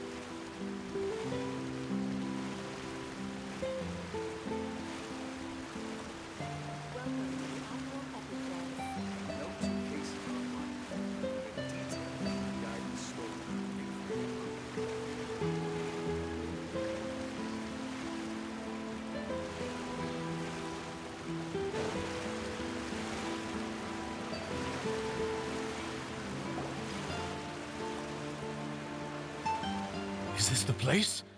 You said she's here, but what do I need to do to see her? Yeah, and even Paimon could hear her after drinking that thing. Didn't you just drink a lot of it on the stage as well? Oh, in that case... Vacher!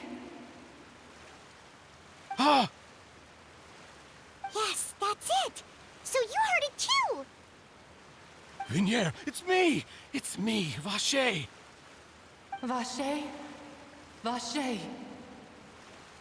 I'm here! I'm here! Where are you, Vinier? I'm coming for you. I'm finally here for you. Hey, wait! Be careful! Hey, wait! Vinier, is that you? It's me, Vache! Vinier! Vache? Why did you come? Didn't I say? You don't need to look for me. You look a lot older than I remember. How long has it been? It's been more than 20 years. I've suffered for over 20 years since the day you left. All this time, only the thought of bringing you back has kept me alive. Nothing else mattered to me. I must be dreaming. Who would have thought I'd get the chance to tell you all of my feelings like this? Vinier, you are my everything. I really don't know how I could live without you. But Vache, if you ask me, this world would be better off without you. What are you saying? If not for you, I would have finished my law degree and probably become a top-tier attorney one day. If not for you, I would have continued to pursue my love of the arts, and my works would have been displayed in the Palais Mermonia itself. If not for you, I would at least have been able to take care of my mother. And she would not have grown old and died alone, with nothing but the tears on her cheeks. It's all because of your selfishness, Vache. It's all because of you. You... Wait, you are not Vinier. Who are you? You're right. I am not Vinier. I am the sacrifices. Every woman who died by your hand, as our bodies dissolved, our consciousnesses flowed back to the primordial sea. Our thoughts circulated endlessly within the primordial sea, and we were no longer individuals, but we became one, just as streams of water come together in the sea. I'm Cressy. I'm Lemony. I'm Azine. The only one I am not is Vinier. Why? But then, where is Vinier? She doesn't want to see you anymore. Every tendril of her consciousness is avoiding you. This is what you get for your selfishness. Your selfishness robbed us of our lives and our futures. You said time and time again that you'd do any and everything for her. But did you ever consider whether she'd want to see you do the things that you did? If she would despise you for what you became?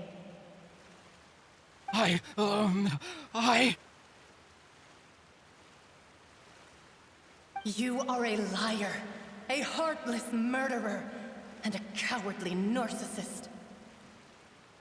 The only thing you are not is Vinier's beloved. From the moment your first victim died and her consciousness merged with Vinier's, she has had nothing but pure hatred for you.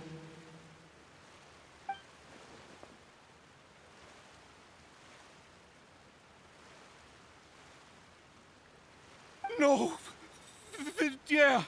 She can't hate me. Let me see her, please. Have mercy. You still don't understand. When I said don't look for me, that came from the real Vinier. She really doesn't want to see you anymore.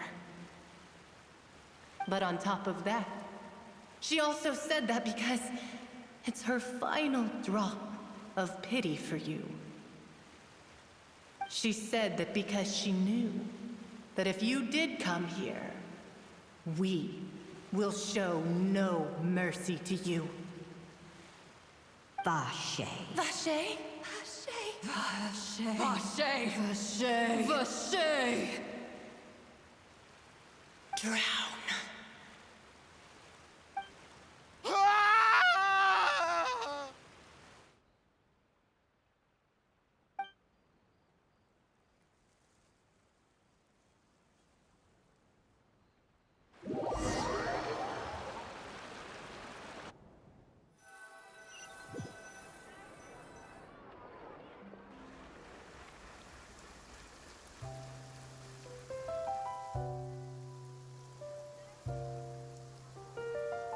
Finally, we have some time to do shopping. Gosh, it's really been a long time since we've been able to relax. Ah, well met, partner. I knew something great was going to happen when I woke up in such a good mood today. Even this weather can't put a damper on the demoiselle's mood. It's a pleasure to see you both again. Oh, hey, Navia! It's been a few days. Paimon's already started to miss you. Oh, now that I believe.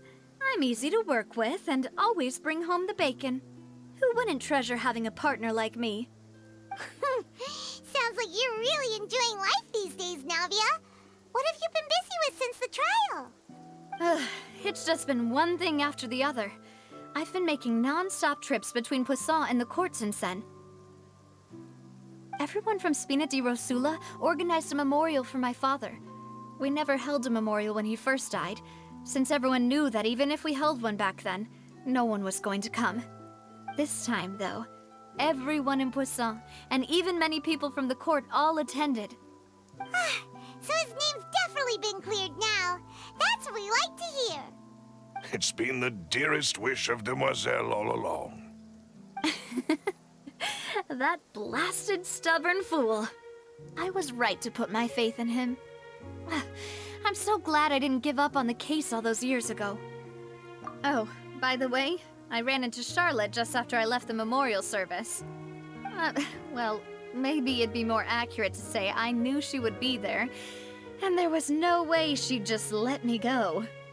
Huh? So you know Charlotte too? The Charlotte? Journalist from the Steambird? Yeah, way back when I first became the president of the Spina di Rosula, she was all over me. Wouldn't take no for an answer. I believe the story was called The True Heart of Darkness, Secret Tales of the Yellow Rose. To be fair, though, it was a really flattering feature. So, we've been on pretty good terms ever since. She was trying to lean on our friendship to get me to do an exclusive piece on the serial disappearances case. Oh yeah, she told us about that. She's always been super interested in that case, so now her wish has finally come true too. Anyway, I told her to make sure that when she writes about you guys entering the opera house with the critical evidence, that you both sound really cool. Now that's another thing to look forward to. We trust Charlotte's skills with a pen for sure. Oh, and in other news, I also took Clarand out for a meal. Oh, are you two on better terms now? While you were investigating Vache's headquarters, Clarand gave testimony on my father's behalf. It was thanks to her that we were able to turn the tide. I wanted to thank her. I mean, there's also no point in being awkward all the time, so we took the chance to reconcile with each other. Oh, that's great. Paimon also thought Clarand wasn't actually a bad person. It's always good to have more friends. Anyway, now that the case has finally been solved, perhaps it will slowly begin to fade from the public consciousness. Oh, actually, there's still one last thing I need to do. What is it? I should pay a visit to my father's grave and tell him the truth of what happened, as well as how it all ended. And on top of that, just how much people still look up to him to this day. That includes me, too. Miss Navia. Indeed. We want to go too! Callus is a really admirable person. Sure thing. I'd like you two to share the moment with me. After all, without you, there might not have been such a positive ending. And in that case, everyone, let's be off. Considering the recent weather, we'll be lucky if we can reach Poisson before dark. Yeah, you're right. It's been raining non-stop for a few days now.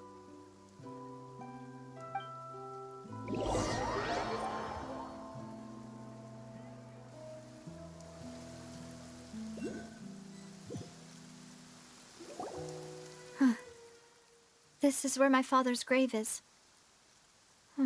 To be perfectly honest, even I haven't been back here for a long time.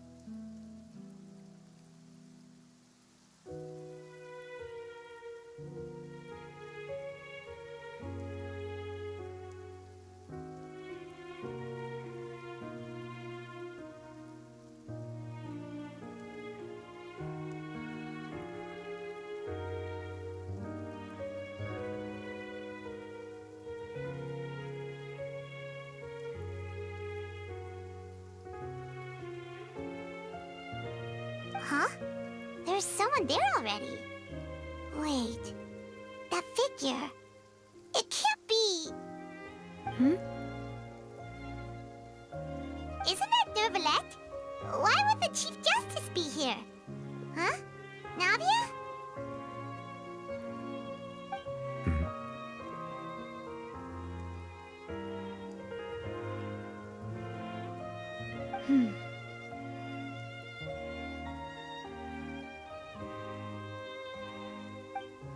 My apologies. I should have asked before coming to pay my respects. Don't say that. Sorry about that. Oh, I was trying to say there's no need for you to apologize. I wanted to show my father how much I've grown, but still, I doubt I've grown to the point that even the Chief Justice would feel compelled to apologize to me over and over. In that case, I will stop apologizing for now. You really could use some pointers on understanding human emotions, Monsieur Nervalette. In any case, why did you come to Poisson?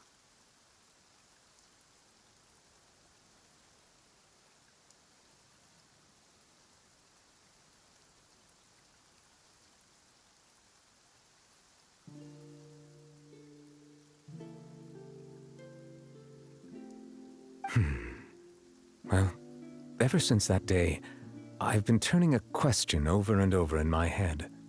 Just what is justice, anyway?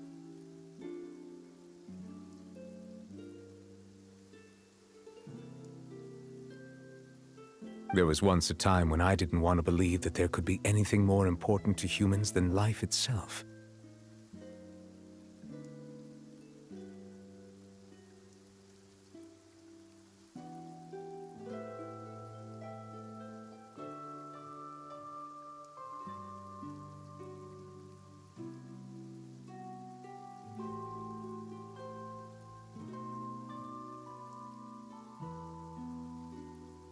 Oh, rather than that, it's probably more truthful to say I didn't believe humans were capable of resisting the most basic instinct of living things. That they could rebel against their own nature, or consider certain things to be more important than their own lives. Which is also why I didn't stop your father from beginning that fateful duel.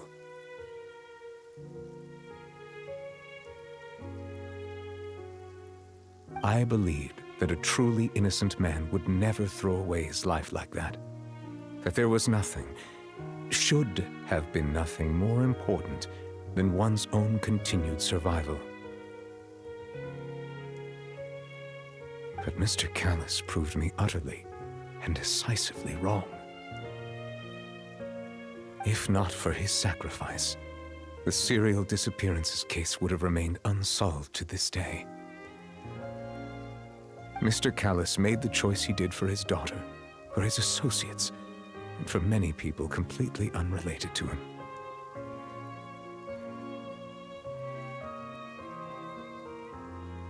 And in the end, from a certain perspective, one could say that he did it all for the sake of justice, a justice that's higher than life itself.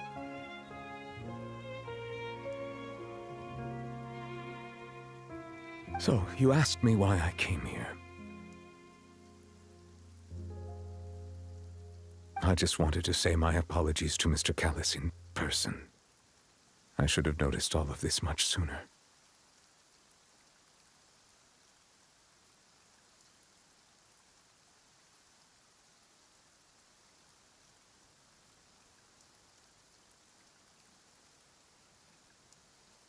This regret has filled me with a sadness that has haunted me for days.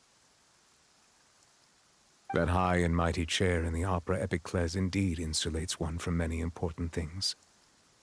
Spina di Rosula, thank you so much for your hard work and perseverance. I'm sorry for being mad at you before. So, you're actually one of those types that's cold on the outside, but pretty thoughtful on the inside, huh? That reminds me of Silver, one of my guys. Sorry about that. Self-expression is not one of my strong suits. Didn't I just say you don't need to apologize?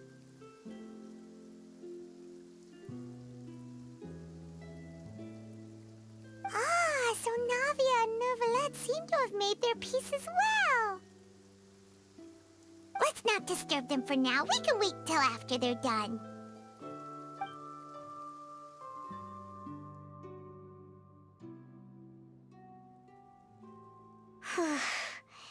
Paimon's never paid respects at someone's grave before. Did Paimon do anything rude there? Huh? Oh, Paimon didn't know that was a thing. But Paimon doesn't know what she would do if she can't fly. Oh no. Paimon hopes Miss Navia won't be too mad. Anyway, Neuvillette is still standing around there. It's not often that we can catch him alone like this, so why don't we go talk to him for a bit? If we can't talk to Lady Farina, we can at least talk to him, right?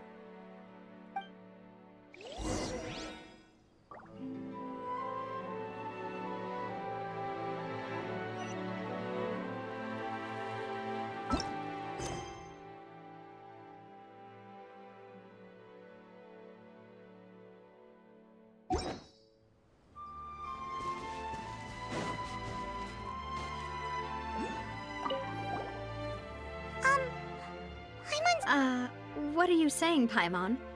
I don't think Well, aren't you not supposed to fly around someone's grave? Huh? Who told you that?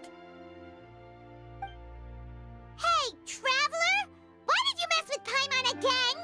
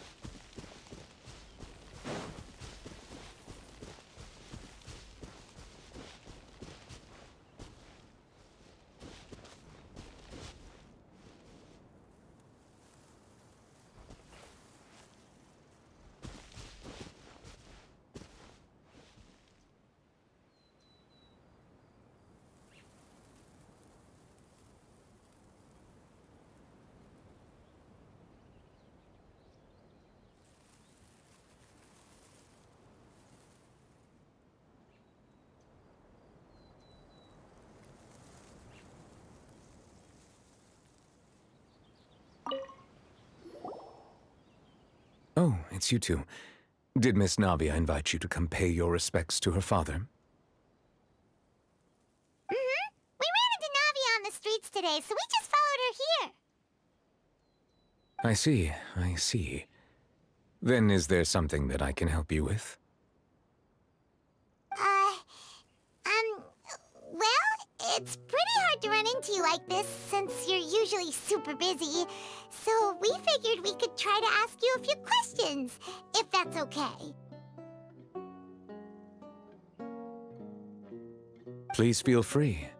Though outsiders, you helped us solve one of the greatest mysteries in Fontейn, and it would be my pleasure to return the favor.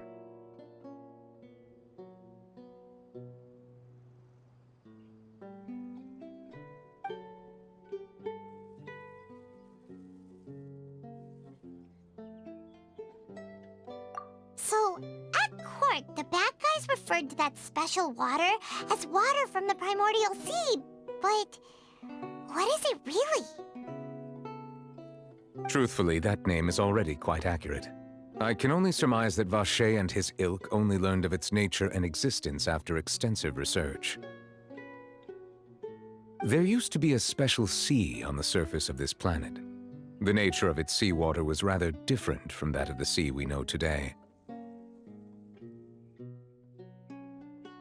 Most of Tevat's life forms were first born in that special sea. You could say it nurtured much of the life on this planet.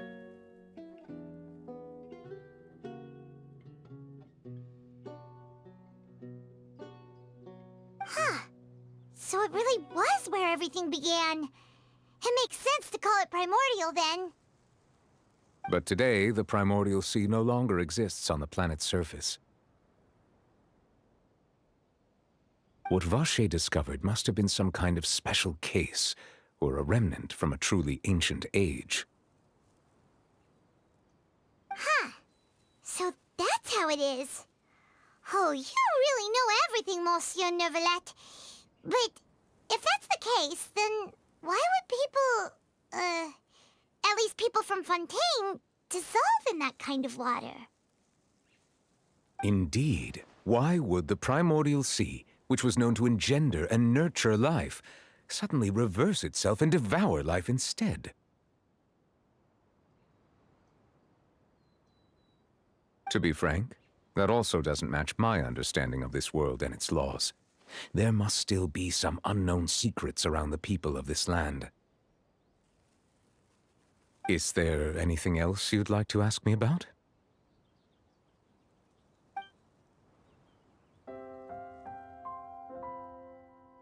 That the sea levels will rise and everyone will be dissolved in water, leaving Furina crying alone on her throne, but the sins of the people will be finally washed away for good.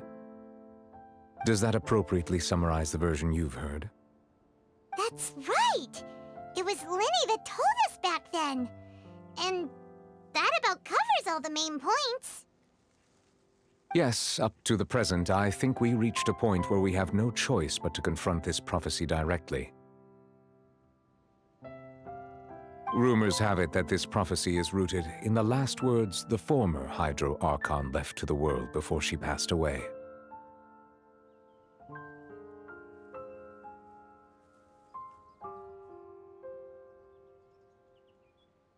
A prophecy? Of the former Hydro Archon? Wow. This is the first time that we've ever heard of it. Two parts of the prophecy have already proven correct.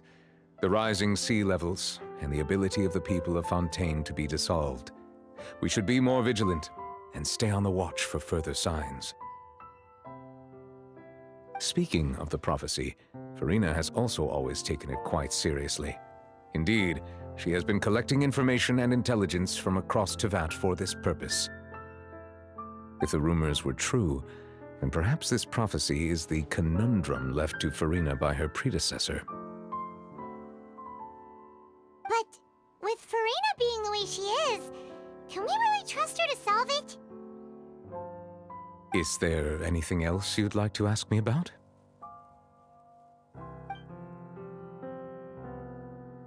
My apologies. My investigation has still not reached its conclusion.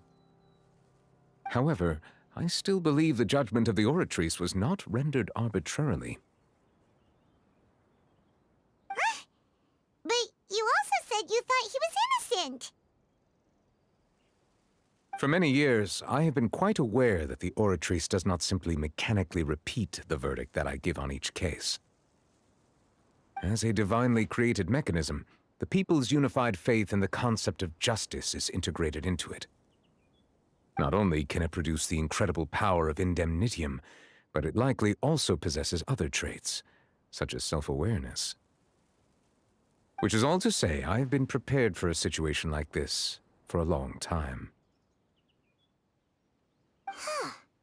So when Lenny told us that he heard a human voice from the room where the Oratrice's core is stored... I was not aware such a thing had occurred. Perhaps that could serve to prove my conjecture. I will add that to the list of items to investigate. In any case, I am inclined to believe that the Oratrice does have a methodology all its own.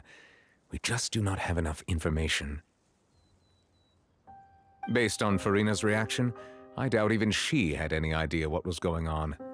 She managed to bluff her way through it, though, with her time-tested twin tricks of bravado and drama.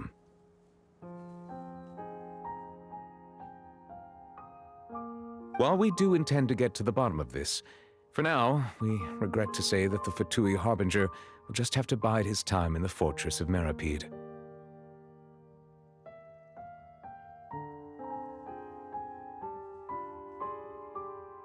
If we did incorrectly convict him of crimes he did not commit, we will most certainly compensate him to the fullest extent allowed by the law.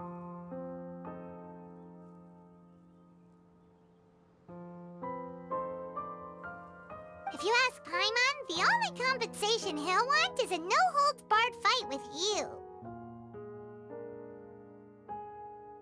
Is there anything else you'd like to ask me about?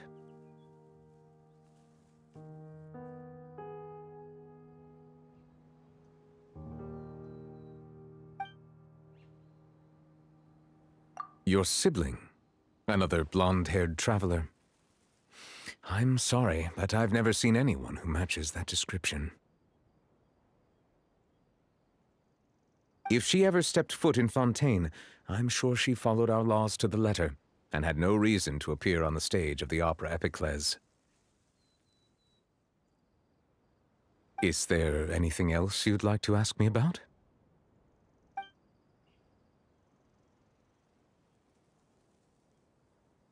Very well. It was my honor to provide you with what answers I could. I very much enjoyed conversing with you.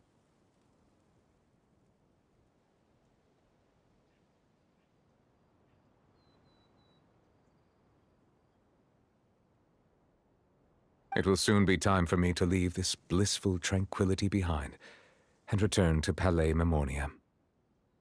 You really are super busy, Monsieur Neuvillette. Paimon thought you only came here to pay your respects today because you had the day off.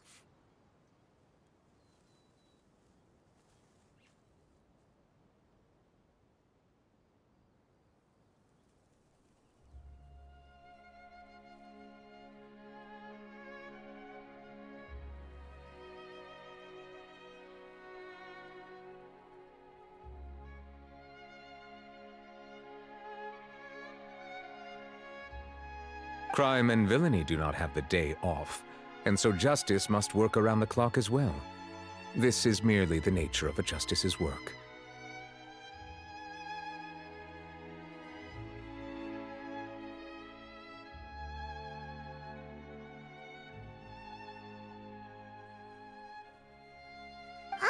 All right, you've got a point. Huh? Paimon just noticed that the rain has stopped.